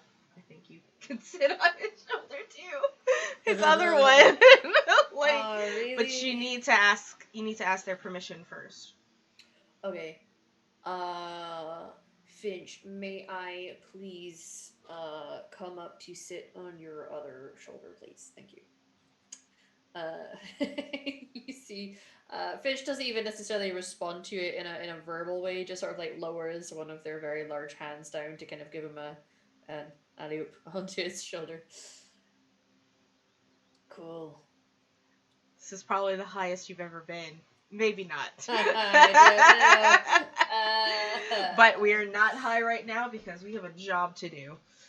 Like, Yeah, Robin is taking their watch very seriously. Yeah. He's also pretty sober. You haven't seen him touch any other.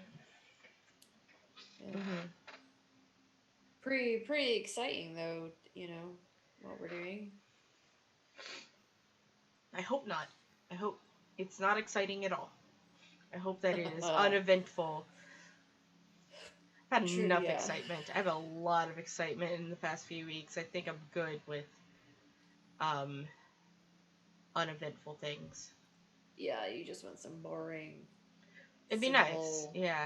If I get to Ozmar at any point, I'm just gonna like nap in my house for a while. Yeah. They got comfortable beds down there. I have one. Nice. Cool. Maybe I'll find out sometime. Yeah, I hope so. You did want to meet my dad's, so you know when. Yeah.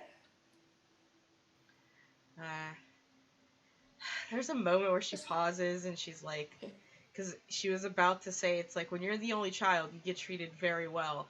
Like that thought came into her head to say it, but like as she was thinking that, she remembers her vision in the fade, and like there's a moment of like a pregnant pause of like pondering as like she recalls that. And you could probably, Dara could probably see it on her face that something's on her mind. Yeah. Yeah. It's not weird that I said that, right? I mean, No. It's not weird. Like, they will both adore you. Cool. It was something else I was thinking about. So, sorry. Oh. No, that's okay. Yeah. You may have your moments of quiet introspection. I do not mind. Fade was. Is it anything you want to talk about, or? I think I'm gonna wait to bring it up with Dad. Yeah. It's something that's just some stuff happened in the fade. We all got like visions, and a vision I got just didn't quite line up with what I thought my life was. So. Oh. Trippy. Yeah, I was not high either. It was very trippy. Oh. It was just the fade. So. Yeah. Yeah. I had a really weird dream tonight, actually. Oh, well, it was about, I don't dream. So, what was yours about? Oh. Well, I haven't really dreamed. I don't tend to have like really vivid dreams, and the things that I've been dreaming lately haven't been nice. But it was like I was carving little wooden hala, and then they were coming to life around me. And it just, I don't know, it was kind of bit of a relief, honestly. Yeah. It was nice. Oh. A little sad. Kind of missed the hala. But yeah. They're really cute. Yeah. But no, it was a very vivid, peaceful dream. Maybe it's just because I had you to snuggle with, and suddenly my dreams are all peaceful now. Maybe, because maybe, like, the whole, like, super elf dreams and the fact that dwarves don't dream sort of combined together and made, like, a mediocre nice dream. Okay. That's how it totally works, right? Yeah, sure. Cool. I don't know how it fucking works.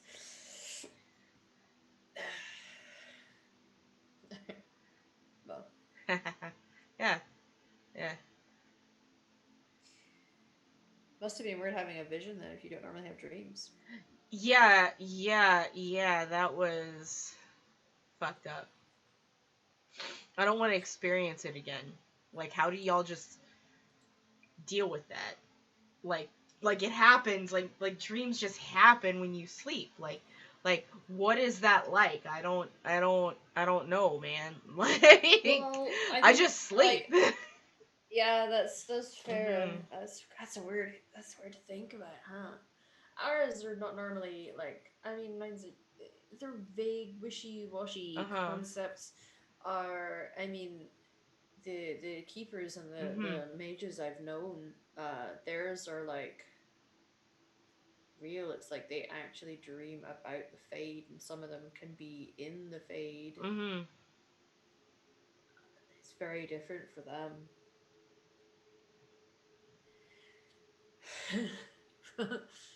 Weird, huh? Yeah, it's so weird. Yeah. I wish I could get high right now, but we have to be incredibly vigilant. We should probably stop distracting each other. Let's do it. Okay. You should probably go down. Yeah, I'm gonna go and walk around the camp. Cool. So he hops off, not even needing Finch to help. He's a very nimble wee elf. And you see him sort of like stalk off more towards the trees, and then it's kind of hard to see him, especially with your perception roll. And he seems to just kind of do loops. And just keeps a proper watch up around the camp. But with that, morning comes. Arlen, it's mostly in that time just before you wake up when people are kind of in that REM state and your minds are just that little bit more active. And you have another surprisingly vivid dream. This time, you look around, and once again, you are surrounded by some sexy ladies and apples. Maybe it's a theme. And they are serving you up jugs of mead, which is very exciting. It's been a little while since you've had some mead. But as you're going to take it and take a drink, you notice that it's really thick and sour. Like, it is not good. This is not good mead at all. But one of the ladies guides you and holds the tankard above her head, and she's like, "Do it like this," and then starts like dancing in a little circle. She professes to you that she is purifying the mead and then hands it over to you. And afterwards you drink it, and it's like the freshest fucking thing you've ever drank. It's like crisp and beautiful and thirst quenching, and you wake up in that sense where it's like, oh, it's not real, and you realize you're maybe just really thirsty and your brain was telling you you're thirsty. But you wake up from that. Aw. I'm gonna look around for my water skin. I'm gonna unscrew it. Yeah. I'm gonna try, then take a drink. Okay. It's normal, like, room temperature water. Okay. Yeah. Did he do that alone in his tent so no one could see? Yes. Yeah. I'm gonna stretch and see. Do I hear sound of nature waking up, or? Yeah. It seems like it's morning. I'm gonna open the tent flap a little bit and just look outside. Sun's out. Yeah. It's definitely a clearer day than it's a clearer day than it was yesterday. Yeah, it's not warm by any stretch. It's still a kind of cold time of the year, but you yeah, some people are kind of fiddling away with effectively rations to have their breakfast. Okay. Time to get up. I'm going to stretch out so my feet poke out of one side, my arms poke out of the other, and I'm gonna get out. Okay. I'm going to dust my shirt and then put it on. Okay. So you're all able to get up, get ready for the day. Again, there's no like sitting around the camp for breakfast. It's people munch on some rations, get themselves dressed. The two elves sort of like get their armor fully back on again. And you are ready to go.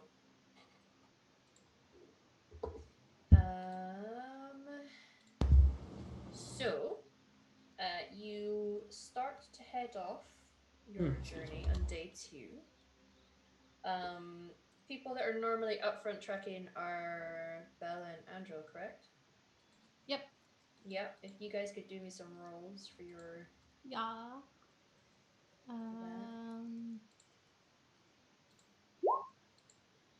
15 for Andrew and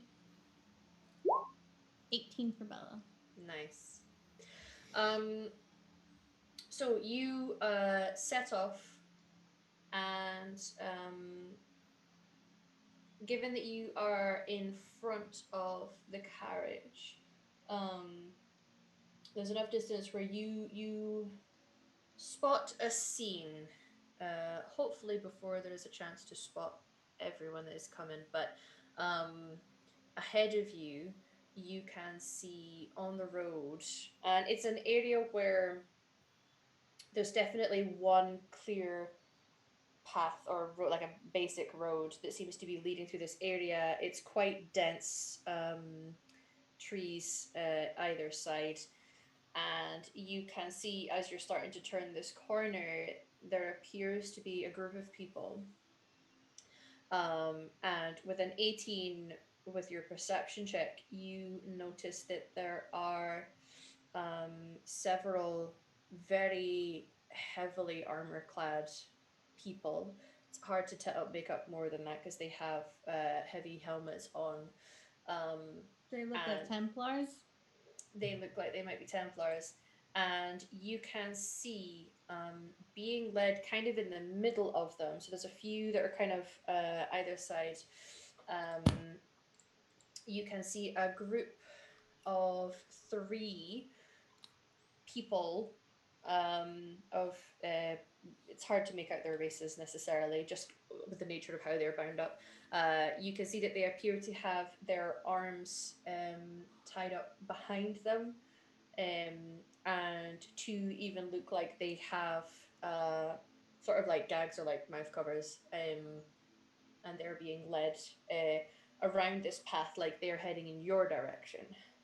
Um, she's gonna put a hand up, not towards the people, but like to the people behind her to stop, Mm-hmm. Mm-hmm. and just whisper to shout like Templars. I Yeah. think they have mages with them, bound and gagged. All right. He just like without even necessarily thinking, and you can Mhm. tell that this is like an instinct with him that he doesn't even clock that you guys are with them. There's like an immediate response to take his glaive out, despite the fact it looks like there's so like um more than he would necessarily handle himself, but he is immediately weapon out, and he looks back and he starts to signal to Dara, who will relay to the others quietly that it looks like there's Templars on the road. Oof. I don't know about you all, but it feels a little shitty to be trying to bring people to safety and letting them go bound and gagged. Can we? Yes, Can we handle we should Templars? we should help them. How many Templars did I see? With an 18, it looks like there's 5. There's 5. I think we can take them. Do we want to get the jump on them? Yes. Hmm. I Do say we- Robin, Dara, and we should sneak around, maybe. Do we want to give them the option to just surrender the mages? They No, won't. that's if- not going to happen. If Okay. we do that, there's a big chance that let's say they agree to it, we keep on our way, then they turn around, get Mhm. reinforcement, and come after us. Yeah. All right, then let's. Our history with the ones that are on the road, they are reckless and aggressive. All right, let's get the jump on them. Then the rest of you can charge in.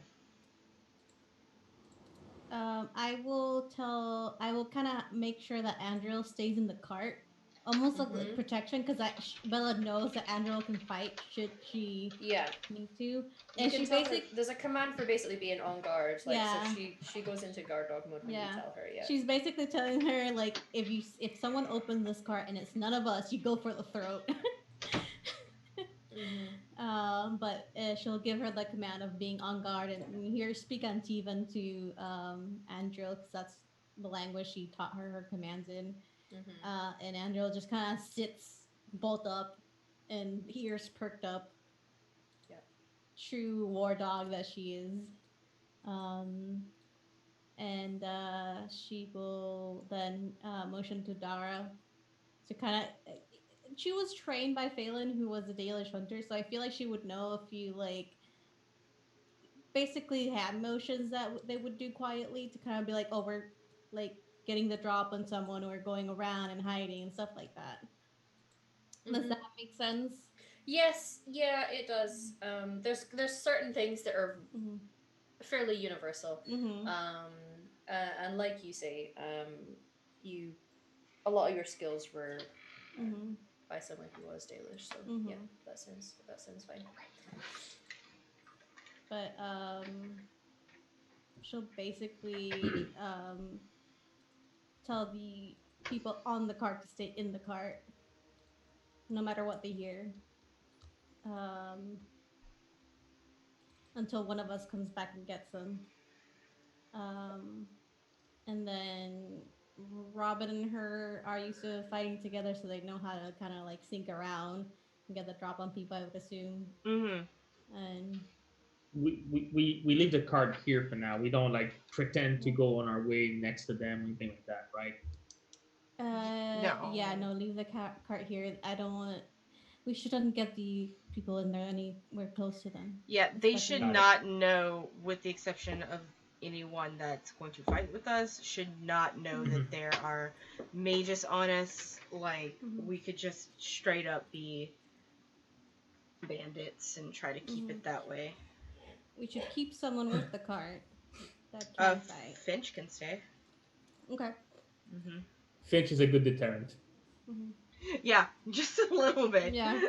Like... Okay. Then let's go. All right. Bella's gonna turn to shadow mode.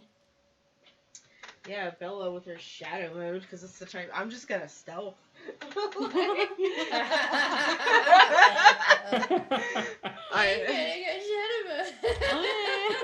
Well, someone's a little salty. No, I'm not. Salty is just like, oh yeah, you're that kind of rogue. Like, yeah. All right. Okay. So I am going to put you guys on the map so that you can better visualize. But basically, you are coming down the road, heading towards them. I am pinging on the map for those of you that are players. And like I say, you can see that it is fairly rugged and rough terrain either side of this path. You can see that there are 5 Templars, and it looks like 3 people who are fully bound at the moment. Are we going from north or the east? I've been pinging the east, yeah. Okay. East, yeah. No, I was zoomed in, so I couldn't see it. Okay, yeah. No, that's fine. I think the best way is to get the jump on the 3 right here from this side. Yeah. Do we also have Phelan with us? No. Okay. It's Dara and Shara who were with you guys. So provided you're not leaving any of them back, they look. You can kind of tell with both of them. There's not even like a question. I mean, at the mere mention of Templar, Shara was already getting his weapon out. Like, it seems that their basic tactic for this is, if you see them, you have to take them down before they take you down. Is kind of the general mindset, it seems, between the two of them. Just kind of be like, just wait for the fight to start first so we can get the drop on them and then come in. Does that make sense? Oh, okay. I thought we were gonna, like, essentially shank them when they didn't expect it. Well, yeah, that's what we're gonna do. Oh. I was thinking we were the fight starters, not the... No, we are the fight starters. Yeah. Okay, yeah. Yeah. And she's telling, like, the melee fighters to be like, oh, okay, sorry. Surprise shank Yeah. And then come in. Yeah, okay. Surprise shank. Surprise shank. Technical term. Yeah, surprise shank. Yeah. Yeah, and you essentially... Do I want to take middle? You take this guy, and Dara gets that guy? Cool. Yeah, you guys will have to roll stealth before getting that far along the map. Absolutely. Oh man, come on. Don't fail me. Dice. I'm trying to scroll. It seems like I upload so many things to... I DM a lot of games, everyone. Yeah. And the amount of stuff I have to upload to... Roll 20. I cannot... 22. Nice. Find my Sharon. Alright, stealth. Nice. 15. But Okay, I let me do a quick stunt. round of... If I succeed, I might want to put myself in an advantage position. So... 4, 5. Yeah, you guys are fine. You have succeeded. Ooh. So I will let you Can pick I anyone. technically do, if I succeed, I would like to use, there's an exploration stunt called the Upper Hand. If your discoveries lead to combat within a moment or two, you receive a +3 bonus to your initiative roll. Yeah? I want to use that, yep. Absolutely. Mm-hmm. You can do that. Alright, so let me, first of all, I'll put the turn order up for you guys. I will get us some battling music on the go. And make sure you're clicking on your token, everyone. And there is an initiative thing in your character sheet for you to click on. Remember that there is cheat sheets on Roll20 for you guys. There are various things for the viewers at home that people can use in a fight, because when you crit, it's not just a case of you crit and it does this. There are options and stunts for them, so they can. And that's with the adjustment, by the way. So 17. Okay. Mm-hmm. Sure. And everyone can roll, not just the rogues. We're all good. I just need to do one thing.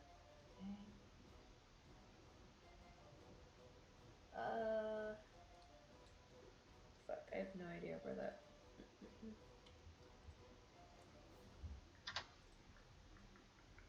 Sorry, guys. No, you're good. You're good. So the plan is for you guys to kind of sneak up and get the jump on 2 people, correct? Uh-huh. Well, hopefully 3 of Dara's with us. Dara would be 3. So Yeah. the 3 on the... yeah, I'll need side. to roll my stuff for him. I cannot find my Dara token, annoyingly. So I'll just put down something. Robin's a little nervous. I think this is the first time she's ever fought Templars, so... Yeah. Uh-huh. Templars are... They can be a tough fight. I think the same for Bella. Yeah. We're trying to play it. We're trying to play it cool. We're cool. It's Yeah. But you know, both of us are looking at each other like, what the fuck are we doing? Just little dwarf eyes, Elsa, just yeah. The main person who should really be worried is, of course, Phelan. Okay, this is just a random token. We'll just have to use that. Right. Okay. So I will roll my initiative. Sorry, I thought those 2 things would be easier to find than they were. You're good. But they were not. Right, okay, so click on those guys.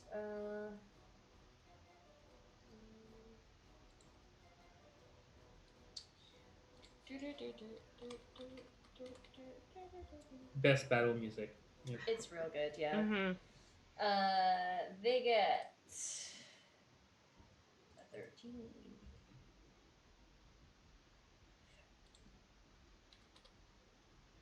Enter. And I am pretty sure I have, although I could be wrong.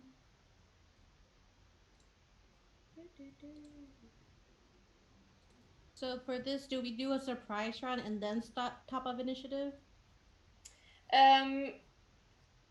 You 3 will get to act, and then it goes into initiative. Okay. So nobody else gets in on that. If that makes but sense. the not 3 a surprise for everyone. Mm-hmm. Yeah. Thank you. Yeah. Sorry, guys. Lots of moving parts. Did I give him a token? I don't think I did. That was stupid of me. I have a character sheet for Cheryl conveniently. I should eventually make one for the boy.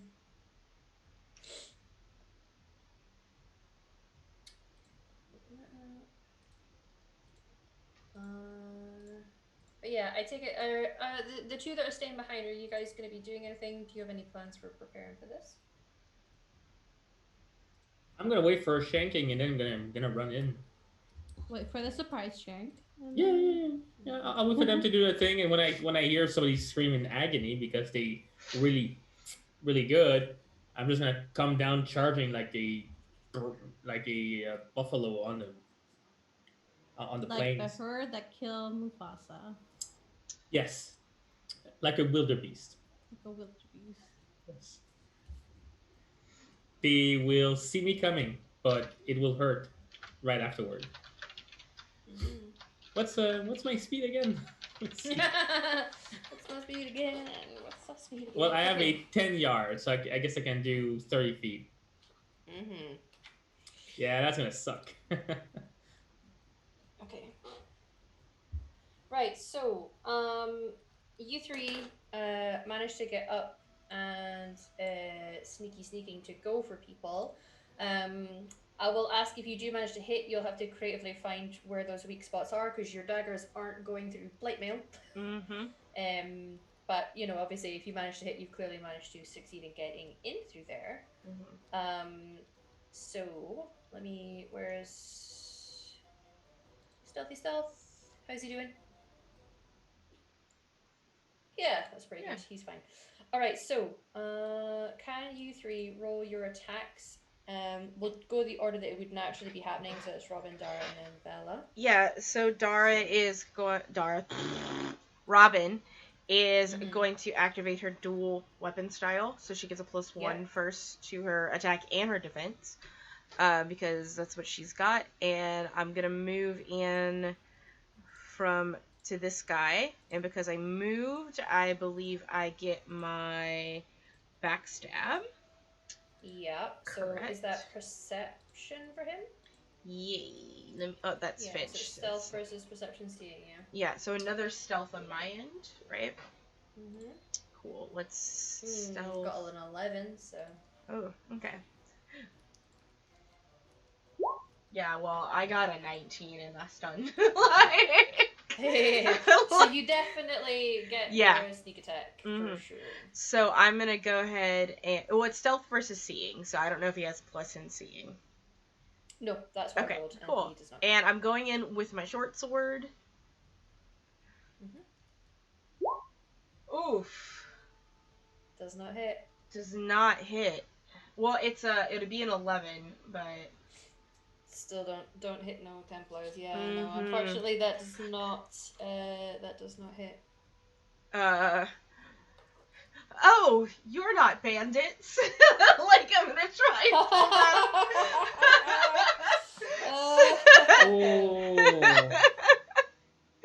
Yeah, I'm sure that'll work. I don't know. Can I roll a deception?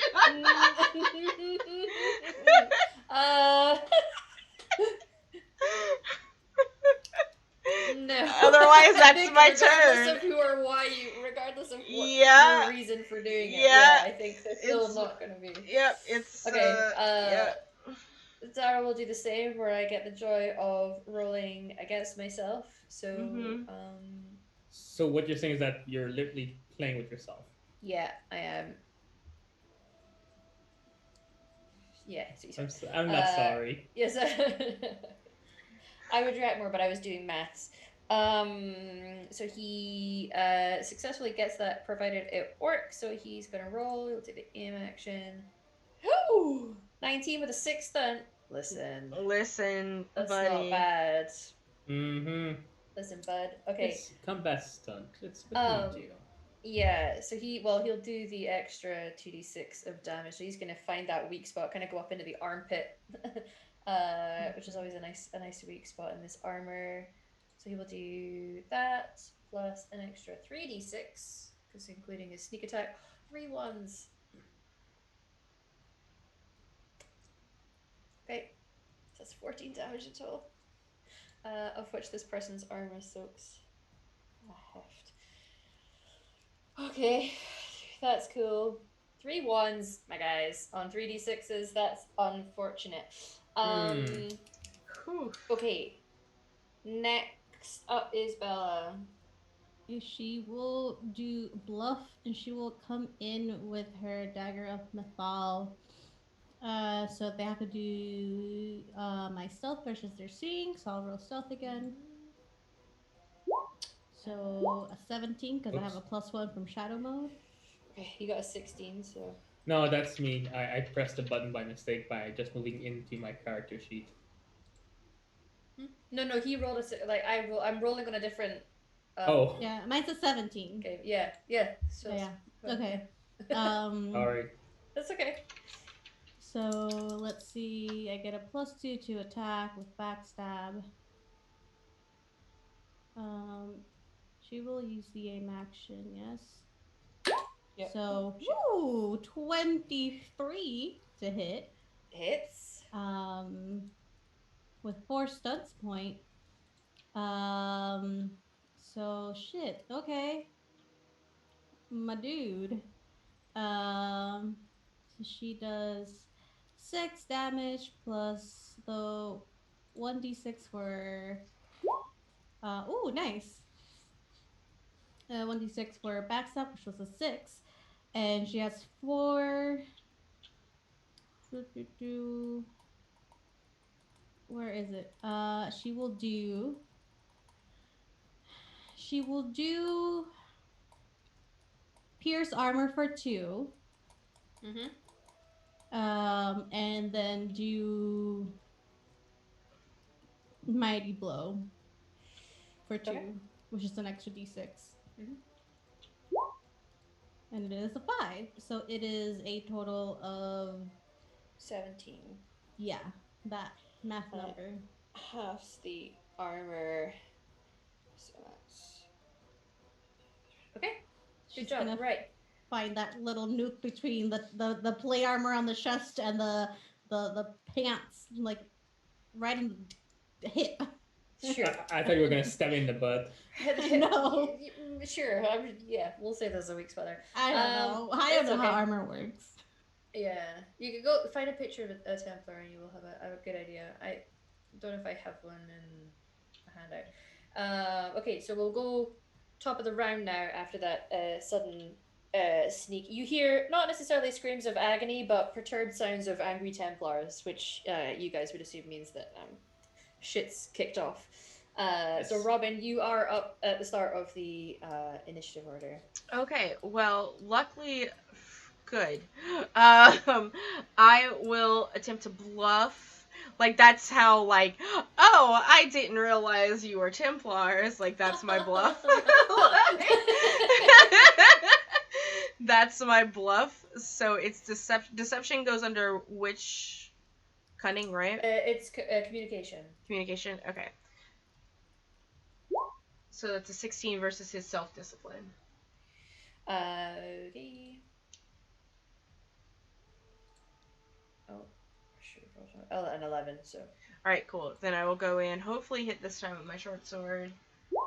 Yeah, I would say. Yeah. Like, I would say. Oh yeah. Oh yeah. Here's the damage. For that, the damage for bluff is also an extra d6, right? Yes. Okay, and I'm gonna do the same thing that Bella did. I rolled a d5. Yeah. Oh. It is sensible against Templars to try and chop some of that armor. Yeah, so I'm away. gonna pierce armor and mighty blow, and the mighty blow is an extra d6, right? Yes. All right, so for a total of 20 damage. 20 damage. Nice. Uh-huh. And you are on green and take it with a maths. Excellent. Good job. That's Tara's Robin. up next. Yeah. He's gonna do the same. He's gonna do deception versus willpower. Not successful, unfortunately, but you can still try to hit. Aim action. 16 does hit. For 7. Not terrible, but doesn't do a lot though. Okay. And then It is Sharo. He's going to use his action to run. So he will effectively be double speeding it to get in with that guy. You get the old flanking. So he cannot use his main action to attack, but he's up in the fight. Get a little bit this guy living with fast legs.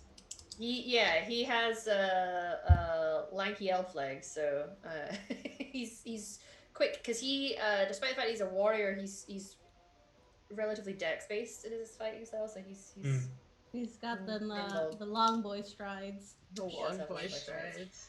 Bella, you're up next. Okay, she's going to try and bluff as well. So deception versus self-discipline. That's 19 for deception. They got 14. Sorry, it was laggy. Okay, so okay, I'm gonna go in with my dagger of the fall. Aim. So I keep forgetting I have the to put in aim action. That is a 23 to hit again. Yep. Hits. Okay. Don't worry, I'm gonna roll real bad in a second. I'm sure. It's alright, you're hitting high where it counts, so you've got 5 stunt points. Okay, so she's gonna do damage. So that's 8 plus a 1d6. 1, but she's gonna do the same with the combat stun. She's gonna do pierce armor, and then you can just roll 2d6 so it's rolling at the same time if you're gonna do. Yeah, sorry. At the same time. No, it's fine. It's alright. No I just didn't know what I was gonna. And she's going to do. Yeah, she'll do a mighty blow. So I'll just roll a bit. Nice. So it's a total of 15. 15.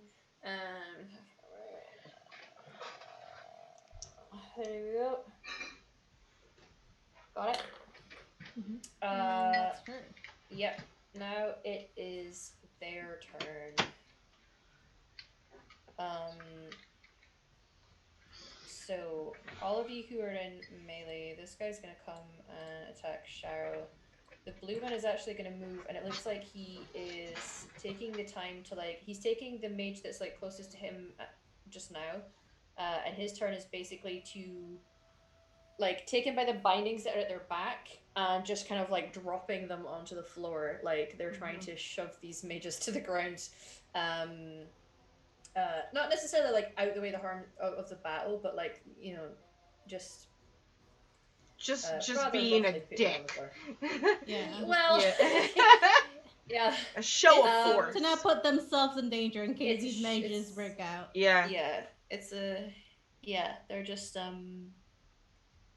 getting them all sorted. None of that pertains to you guys. So I'm just gonna go around and we're gonna go Bella, then Robin, then Dara, then Shara. So, Bella. Yep. Yes. 12 to hit. Nope. Okay. Then Robin. 16 to hit. Yep. Yep. Has stunt as well, so I'm gonna do that plus the d6. I rolled real well on that damage, my dudes. 23 damage total. Okey-dokey. But your armor will absorb some of that. Yeah. As he comes down with a really big So sword. 20. Sure. Yeah, Yeah, just whatever your armor's stuck in that. Oof. The one against Dara, 15 to hit, which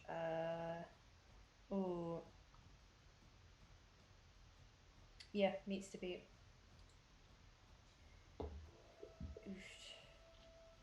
16, also stunned, so he's going to do the same with another 3, so that's 19 damage to Dara. Ow! Yeah, right. Fucking ouch. And then the one against Shadow. Don't hit my boyfriend. 21 hit with a 6 stunt. I really hit your boyfriend. Also a 19. Oh no, yeah, with the 2d6 of that one, yeah. So 19 against Sharo. I'll push the armor will soak a little bit. Okay. That is their turn. So now, Arlen. All right. In that case, I'm going to take the action to run and then run. So that puts me at here. That's the end of my turn. Okay. Yeah, humans are a little slower than elves, unfortunately. So it's double your speed, yeah. And remember, you did you do the conversion from yards Yes. to feet? Yeah. Yeah. Okay, good. I mean, it's 10 yards, 30 feet, right? Or am I mistaken? No. Oh. Every yard is 3 feet. So whatever 1 yard is 3 feet. Yeah. So whatever your speed is, triple that. Triple? Yes. Yeah. I thought it was double. No, triple. No. Oh, in that case. Triple it is how much feet you're able to move. And then running means you can move double that. So it's worthwhile just if you can change somewhere in your character sheet, just put it down for feet.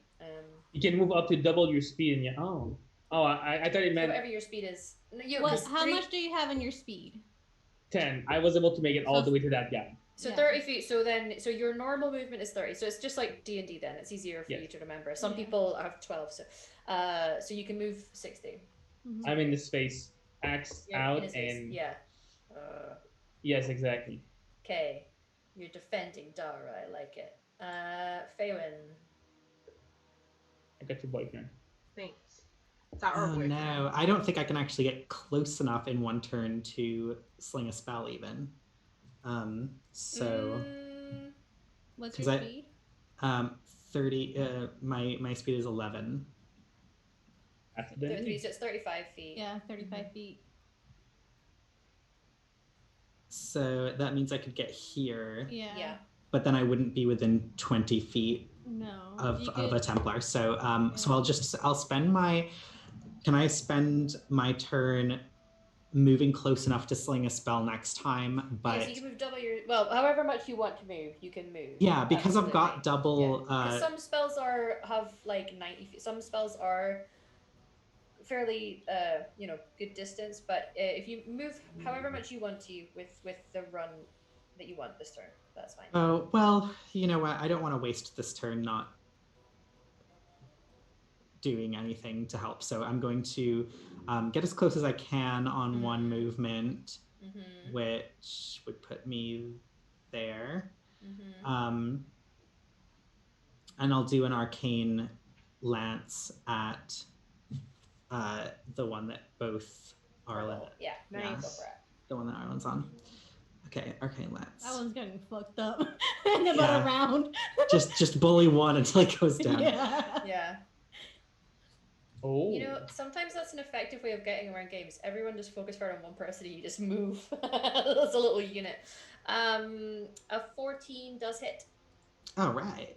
Yeah. Oh. Nice. 12 damage. Against Bubble. So he saw me running and suddenly there's an arcane lance that just passes by me. Yeah, it just licks around your head there. Excellent.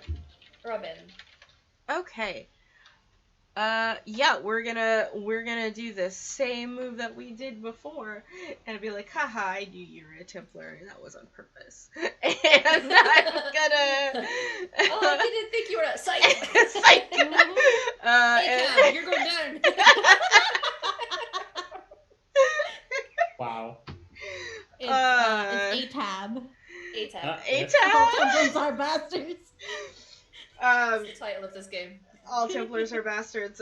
Yeah, can my mod go and clip that? Thanks. Alright, I'm gonna go ahead and bluff again. So... Yeah. That's a 13 on my bluff.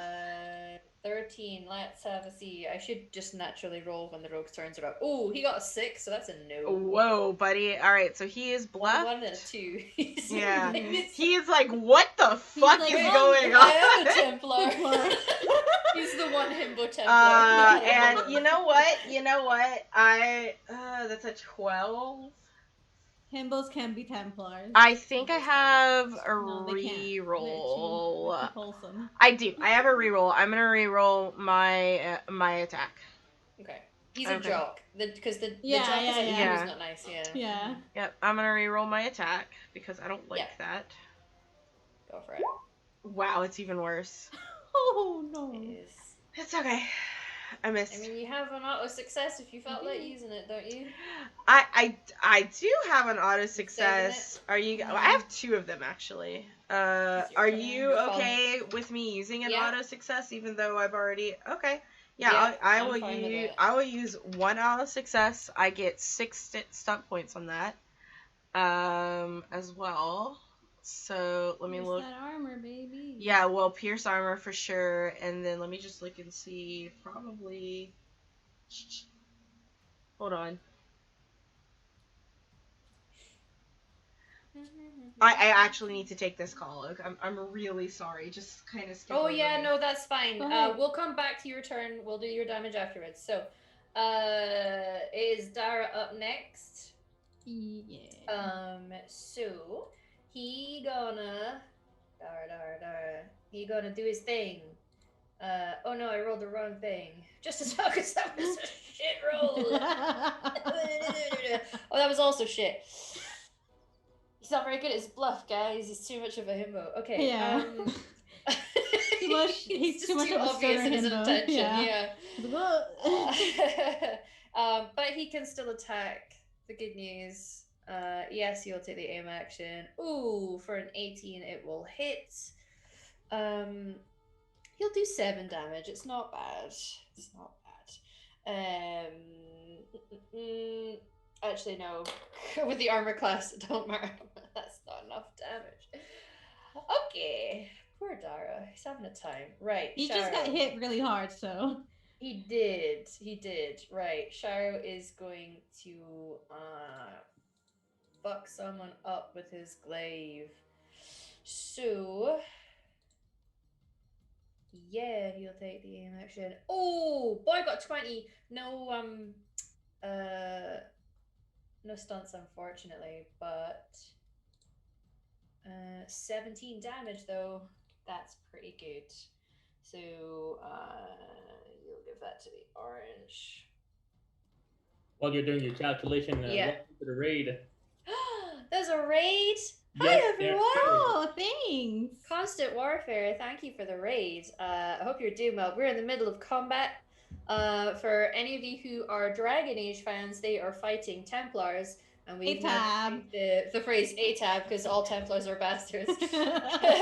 Apart from Colin Rutherford, but he saw the error of his ways. Yeah. And did I think Arguable. Constant Warfare came at the right time. Well, yeah. I think he eventually, once he retires and just raises dogs, he at least saw the error of his ways of being anti-mage. And he's raising dogs, you said? He is raising dogs. I will have this conversation with you off stream.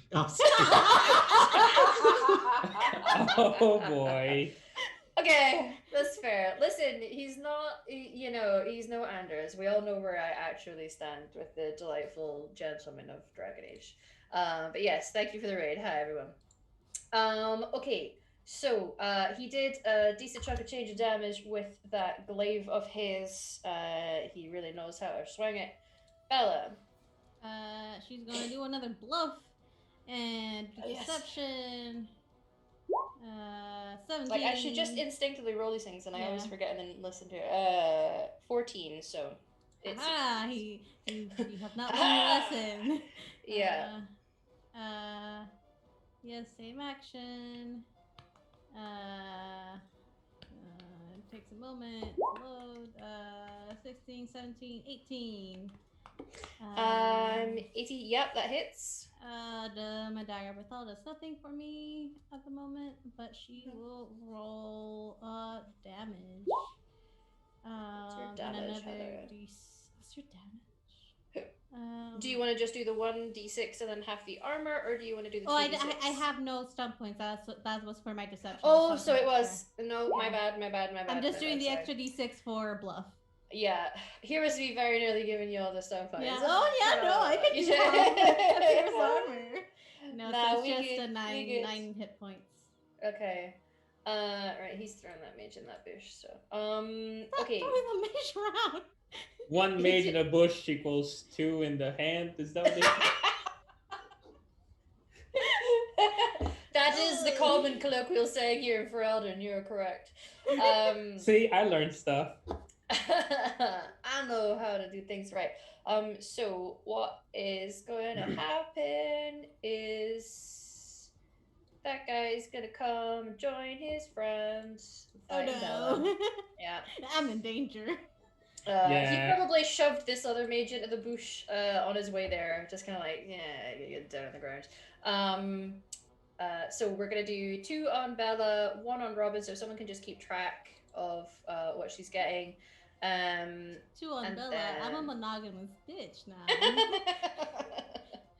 Well, not right now, you're not. You're going to get stabbed twice. Okay, so you... first one is, a 19 to hit. Yeah, it hits. For 17 damage. Oh god. Okay. Oh no, sorry, it's only 15. My bad. It's only 15. You guys have lots of healing potions. Thank you, everyone who's viewing. This is a viewer effective game. Your bits, subs, and donations help directly contribute to this game, including giving them crits and also giving them healing potions, of which they have a shit ton. Yes. So that's the first one. Second one. 19 to hit. Yeah. 5 stun. I rolled real well, I'm sorry. Are you though? 19 damage. Could be worse. Don't say that. Now the one on Robin. Is a 16 to hit, which I think probably does hit. I can check that. It does hit. Okay. So if somebody can keep track of this damage, maybe put it in. I got it. Okay. 16, of which 16. armor will soak some. And then there is one on. So I opened something and covered my map. Oh, so many things, all the things. One on Arlen. Big mountain man. We're gonna fuck you up. 16 to hit. No. Nice. And then the one on Sharo, 17 does hit. Ooh, for 17 damage. We're both getting fucked up. Yeah. I'm here. I'll do something. Yeah, you're right. You guys have hurt them too. You're fine. Right, Arlen. All right. Man, what you Mount doing? Man. I'm going to strike at that one with my axe. Yeah, go for it. I will not aim. I will just. Well, if I aim, I'm gonna aim. You might as well aim because you've got nothing else to use your bonus for right now. Yeah. Unless there's 21. Ooh, yeah. He takes 9 damage, 3 penetrating. Okay. That was yeah, okay. Okay. Oh, hold on. Oh no, I don't have it. I thought I had stunt. No. Okay. No. All right. Good job, Faywin. Well, apologies. I really wanted to heal you guys that are getting whacked, but I'm not going to be close enough to heal you. So. They've got a lot of potions. You do you, boo boo. Yeah.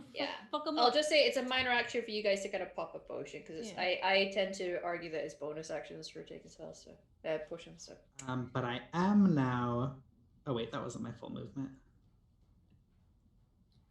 35. Okay. But I am now close enough, I believe, to get. Oh my god, am I still not close enough? You should have been.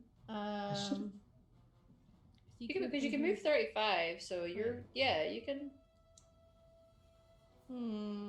I need to get within. Was I there? Yeah. You were here. Yeah. So So And I moved here, 35 feet. Here. So you're 1 square ahead. Oh, I'm 1 square ahead. That might make the difference. Yeah, you can move 1 square more. Yeah. Sorry, I'm sure this is really exciting. Yeah. All right. Yay. So this one that we're piling on because it's the only one I can reach. Brilliant. Bully him. He's going to get horror. Oh. I don't know what this is, but it sounds great. Oh, you weren't there when he used it. Oh yeah, he scared someone for like an entire fight, and then everyone just killed him anyway. Yeah. He was using it to prevent more deaths. Anyway, That's okay. Well, what I'm kind not of using save it is for that purpose now. I'm just using it so No. that he'll stop swinging his sword. Yeah, you're just yeah. Is it Willpower courage test? Willpower courage. And he has to beat 15. 14, so he doesn't. Yeah. Yeah.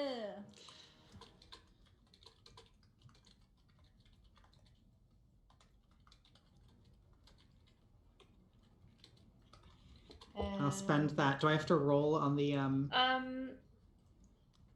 You have to. Oh, actually, did you roll just to try to cast it? I haven't. Because you know. You have to roll to Mages. cast it, and he makes a Yes. test? So rolling Oh. it is to see that you've successfully managed to cast your spell. So things like arcane lance, it doesn't matter because that's coming out of your staff.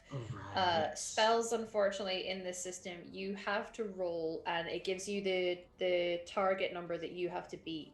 Yes. So each spell's different. Usually, it goes up the harder the spell, and if it's unsuccessful, the spell can sometimes backfire, or Yes. be thrown in the fate. So if the you target just- number is 17. What am I rolling for that? There should be a little dice, an option to actually just roll the spell. Oh, yeah, there on your is. spell card. Yeah. Sorry, I forget this system every time we're not playing. That's okay. Well. So 8, 9, 10, 11, 12, 13, 14, 15, 16. Oh no. Okay, roll a d6. Well. I need to find my table. I should always have this table. I should probably just do my own little version of it. It's only backlash. Okay, so the shock of the mishap leaves the mage unable to cast spells for 1d6 rounds. No, I refuse. It's not optional. That's how this works. Do you want to roll a d6 or shall I? I'll roll it. Okay. I deserve that. Oh, Jesus. No, I will say, it says spells. Your arcane lance is not a spell. Yeah. This is horror. Okay. I know, but he's got 6 rounds of not being able to cast spells. Doesn't matter what he was trying to cast right now. Yeah. This is he can cast spells. It really it means I'm nerfed for this entire fight. I'm sorry. Pretty much, but like I say, you've got your arcane lance, so you can Yes, I can still contribute. However, I can't heal anyone. I'm That's so that's sorry. fair. We Like have I so say, many healing potions. It's fine. So many potions. We will jump over Robin for just now. For this round, if she's still not back, she's on a phone call. It's a very important phone call. Mhm. So we'll just keep going. It could potentially be an exciting phone call. Oh, so. yes. Yeah. It says Darren. Darren's gonna try and kick ass. And then, if any of you seen that vine of that one surfer dude who's not making sense, that's him.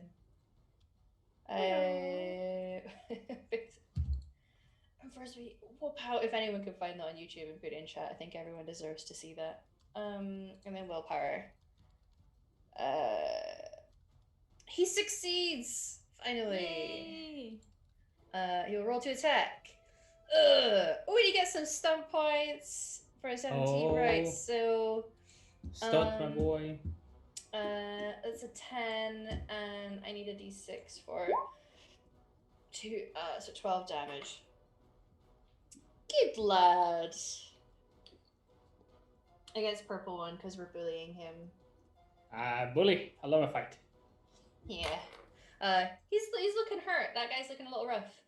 Okay, and then it's Sharo who's gonna try and fuck up that guy. Oh, come up, baby. Come up. Oh, hold your Ooh, phone. 17 hit with 2 stun points. He could mighty blow for 2. So, ooh, 18 plus 4 is 22 damage. Nice. Yeah, And here I was with my 9 damage. Makes me feel bad a little bit. 9. Okay. Ooh, he really fucks that guy up with that. That was a big hit. Bella. Bluff. Bluff. Bluff. Run away. Willpower. 14. He rolled a 10. Oh, fuck yeah. I always see the bluff as for those of you who watched, I know that like most of the season was terrible, but there was a really cool scene in like that last season of Game of Thrones where like she drops the dagger yeah, and then grabs it yeah, and stabs she's going him up in against it. Yeah, so she's like, "Wow, psych! I'm dropping my dagger." Oh, right in the guts. It's so good. That's like bluff. Yeah. It's always how I see bluff anyway. So that is successful. Roll to hit. 2 for 2 this time. Faywin is, yep. Such a good range. 16, 17, 16 18. hits. Yeah. It still hits. I'm gonna use my dagger on Mythal to up that dragon die so I can get 4 stunt points. Yeah. Fuck yeah. Dagger of Mythal. Yeah, so I'm gonna pierce armor and the one that also gives me Mighty blow. D6, mighty blow. So I'm gonna go ahead and roll 2d6 damage and then 2 extra d6. Yeah.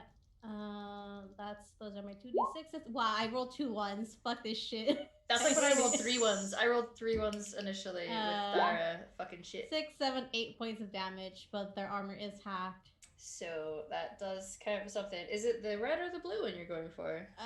The red one, because I fucked him up more. True.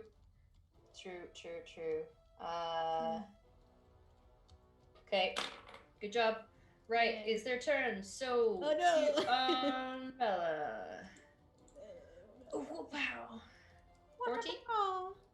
14, I think it meets to beat. Yeah, 14. Okay. I think I better armor. 19 damage again. I really did hit 2 5s. That's what it is. It's doing it. Sorry. Okay, and then the second one. Remember, you could be using your bonus to take potions. Yeah, the second one is a 12, however. oh, thank God, because I'm like half my health. Yeah. Whoa. Next one is for Robin.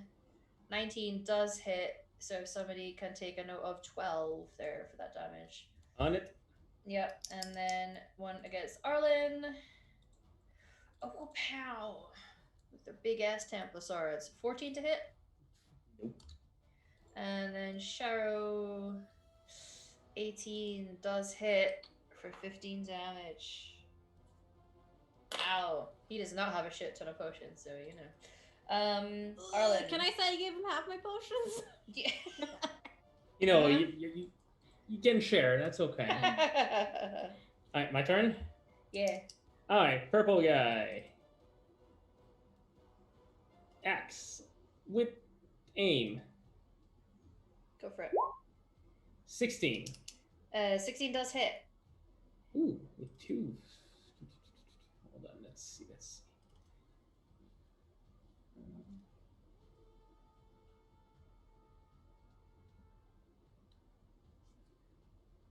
Roll your damage. Yes. Sorry, I was looking at combat stunts. That's okay. May I suggest a pierce armor? 9. Pierce armor or mighty blow is usually the best way to go. 9. So yeah, do you want to half their armor or do you want to get an extra d6 damage? I'm gonna half the armor. Okay. That means there's 6 damage that could be soaked by the armor. Now there's a chance it goes through. Correct? Yeah. Yes. Yeah, because if 3 of that is piercing and then 6 is not piercing, and then you're basically halving your armor class. So like you're reducing their ability to soak the other damage. Okay. So that's. Man, I really wish I could roll better than that. Yeah. Against purple. Although, you know what? It's still enough to take him outie. Please help. Faywin. I can't move because I took the aim action, correct? No, movement you can do. In that case. And hold on. Here.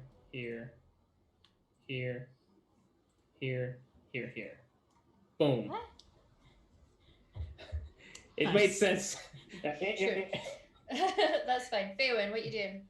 All right. Can I scramble up behind these trees so that I can? Would I be able to behind whatever this is to aim some more arcane lances? Okay.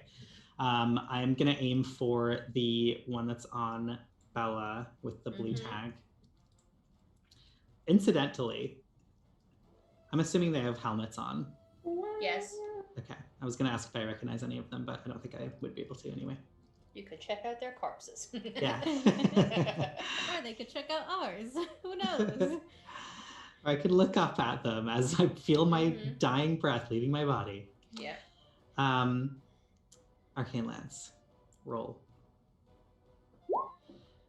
Hits, and you get 3 stun points. Nice. Yeah, I don't think there's much I can do with that stunt point though, considering I can't cast any. You can, because you're going off of combat stunts, you can get the Mighty Blow, which does an extra d6 damage. Oh, really? And yeah. I can do comments? Oh. Yeah. Whoa. Yeah, there's just special ones for like spells, but because technically your Arcane Lance isn't a spell anyway, so... oh, okay, so that's an extra d6? Mighty spell is like the same, it does an extra d6, so... So yeah. So excellent. roll your damage and then roll an extra d6. Nice. Wow. Nice. Yeah. This is where a 6 does. Blue. Yes. Good stuff. Okay. Again, we'll hop over to Dara. Who's gonna try and fuck him up? Bam. He gets off his bluff. Nice. And he rolls a 16 with a 4 stunt. So he is going to Mighty Blow and Pierce Armor. That is 11 plus a d6. So that's 14 and a half armor against... Oh, I should have moved him. He'll be coming in to help his girl. 10 against him. Got it. Sharo. Gonna try and fuck up the orange one. Aye.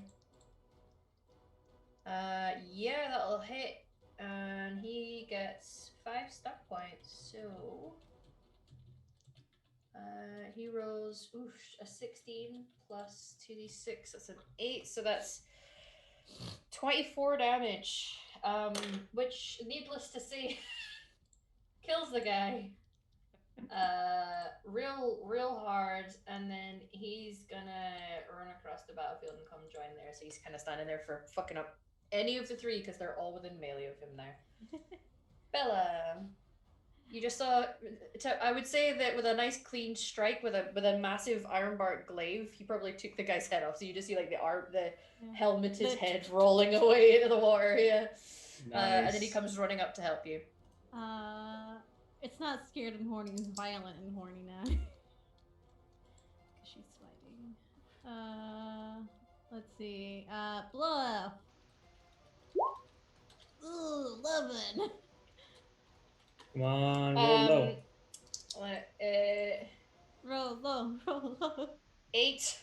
Oh! 3 2s. I won't use my M action so I can drink a potion. But that is 20 with 4 stun points. Yep. Successful. So I'll do just the extra usual? 2d6. Yeah. Pierce armor. Yep. Let me do my dagger. So that's 11. And then plus... 2d6. Is it red when you're going for, yeah? Yeah.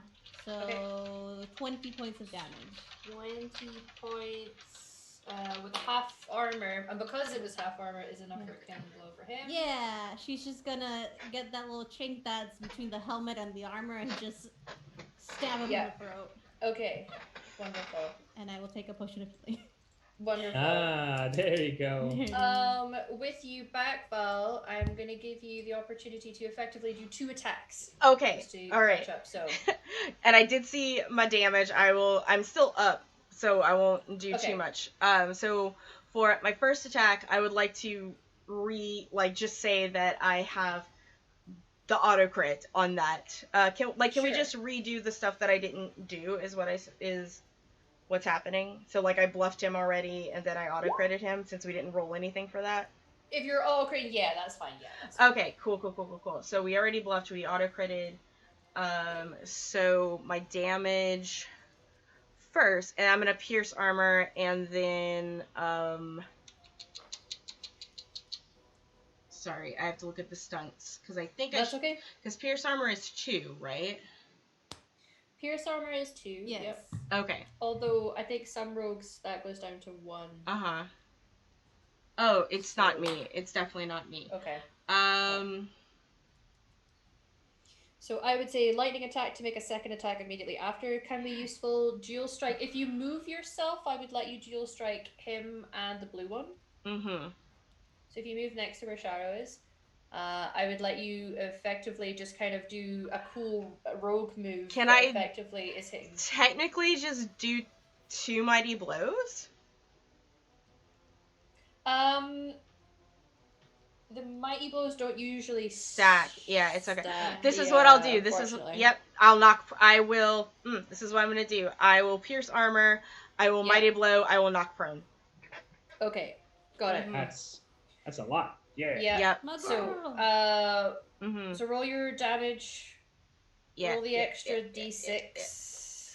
Sorry, I'm a little I'm a little flustered right now because I'm gonna go see a cat on Tuesday. I figured it was a good call. I was like, oh man, I hope she comes back smiling. Yeah, I'm a little flustered. I'm gonna go see a cat.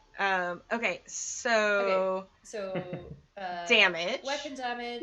There's the weapon damage. D6. Yep. And then your next attack him effectively has advantage, so you can roll. Right. This is the this is the mighty blow damage. Yeah, +1 to your attack roll. Okay. Yeah. Okay. So that's 13 for this first one. Ooh, it's actually 11 damage, isn't it, with dual strike? Because it's defense and aggro, or it's just 2 attack. It's not to the damage. I'm wrong. It's just yeah. It's just okay. Yeah. So 13 on that hit, and he is knocked prone. And so I will do the same thing. I will bluff him. Yep. Okay, so for an 11. 17. Yeah, so he's not bluffed, so that's okay. And I will attack him with my short sword, and I get a plus what to this? +1 because he's prone. Okay, so it'll be plus. And then you're also getting +2. Yeah, for other. Yeah. So yeah. +2. Okay, I think. Yeah. I think. Yeah, that hits. I think it hits, and I think that also is also going to be a the stunt for the 5 stunt hit that adds the extra 2d6. Yeah, so lethal blow, so 2d6. Yeah. So, regular damage and then 2d6. Yep. All right. So here is this damage. So that's another 10. Yep. And then, oh man, so 16 on him. All right. Yeah, that's enough. With this half armor class, you take him out. I murder him. Okay. I have murdered this Templar. There's only one guy left. All right, and that's me. Yeah, that's me. That's my turn. Yeah. He's gonna let's roll. 1, 2, 3. So he's gonna stay on you, Bella. That's fine. I took my healing potion. I'm fine. Yeah, now. you took your healing potion, of which you guys have plenty. Thank you, chat. Your effective game and all that. 15 to hit. It hits. Okay, for 15 plus he gets a stunt, so I'm gonna throw a d6 on top of that. 18. Of which your armor will soak some. Yeah. And then you know what? It's last man standing, but he's just gonna keep going. And then it's Arlen. This guy's still looking okay because he's not really. He's only taken the 1 hit so far, so I'm assuming everyone's just gonna. It's gonna become Shaun of the Dead, where everyone's just like. Yeah. That's exactly it. So he's gonna get a bump. with aim. Yep. 20. Hits. And for stun. Yeah. So first damage. So let's see. Am I going to do more than 9? Yeah, 14. Yeah. Nice. Mm-hmm. And with 4, let's. So traditionally, people have been doing pierce armor for the 2, and then mighty blow for 2. So it's up to you if you want to do that. Yeah. So an extra d6, and then it's halving his armor class. Come on, get me a 6. It's unfortunate, but 3. what is he? 17. 3 piercing, 14 with half. Oh, of course, that's right. So let me just up that down by 2. Okay. Wonderful. Faywin. All right. I'm going to move out of my safe cover area because there's only one left. Mm-hmm. I'm going to go over to the mage that's in the center here. Yeah. And unbind him if I can, him or her or them. Yep. And I'm just going to say, now is your chance if you want in on this revenge. Ooh. There's a nod. Oh. There's a nod. Okay, yeah. You can unbind them. I'll say they would be going last in the turn order, which is after you anyway. So let me double check one thing.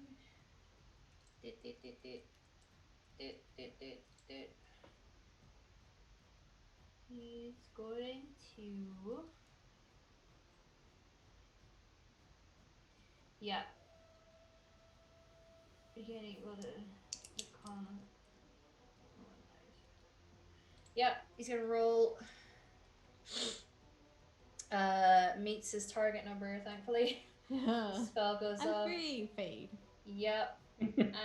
I'm free immediately turns into a demon. So you see, you free this guy who is an elf. I will describe him more next week. They're currently just mysterious mages for everyone. But he sort of like nods. There's a thankful look at you, but he does push past you, push past Shadow, and almost like point blank puts a hand on the metal helmet and then just chain lightning straight into the helmet. You love to see it. God. I love to see it. Doing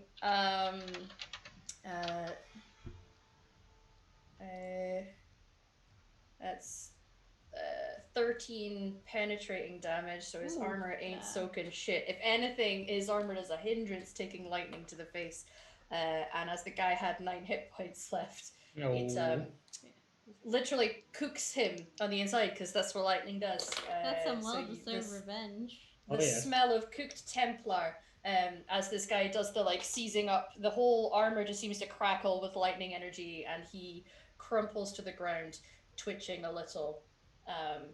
And with that, the Templars are dead, and you have one unhappy but satisfied mage standing over this Templar, 2 others who have been knocked down to the ground, and we will end it there and pick up next week where we will meet these mysterious new mages. Well done, guys!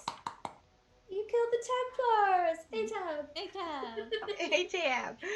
Oh, right, everyone. Thank you for coming and showing up. Thank you for the raids from Spirit Studios and constant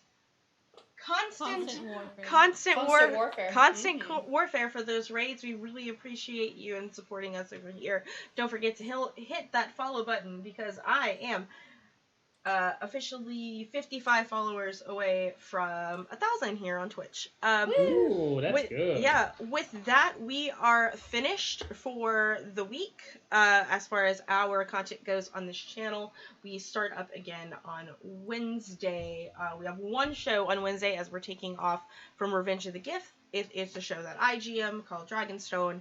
On Thursday evenings, we will have Churn and Burn, our Expanse RPG. Friday, we will have Lancer. Then we will be back here on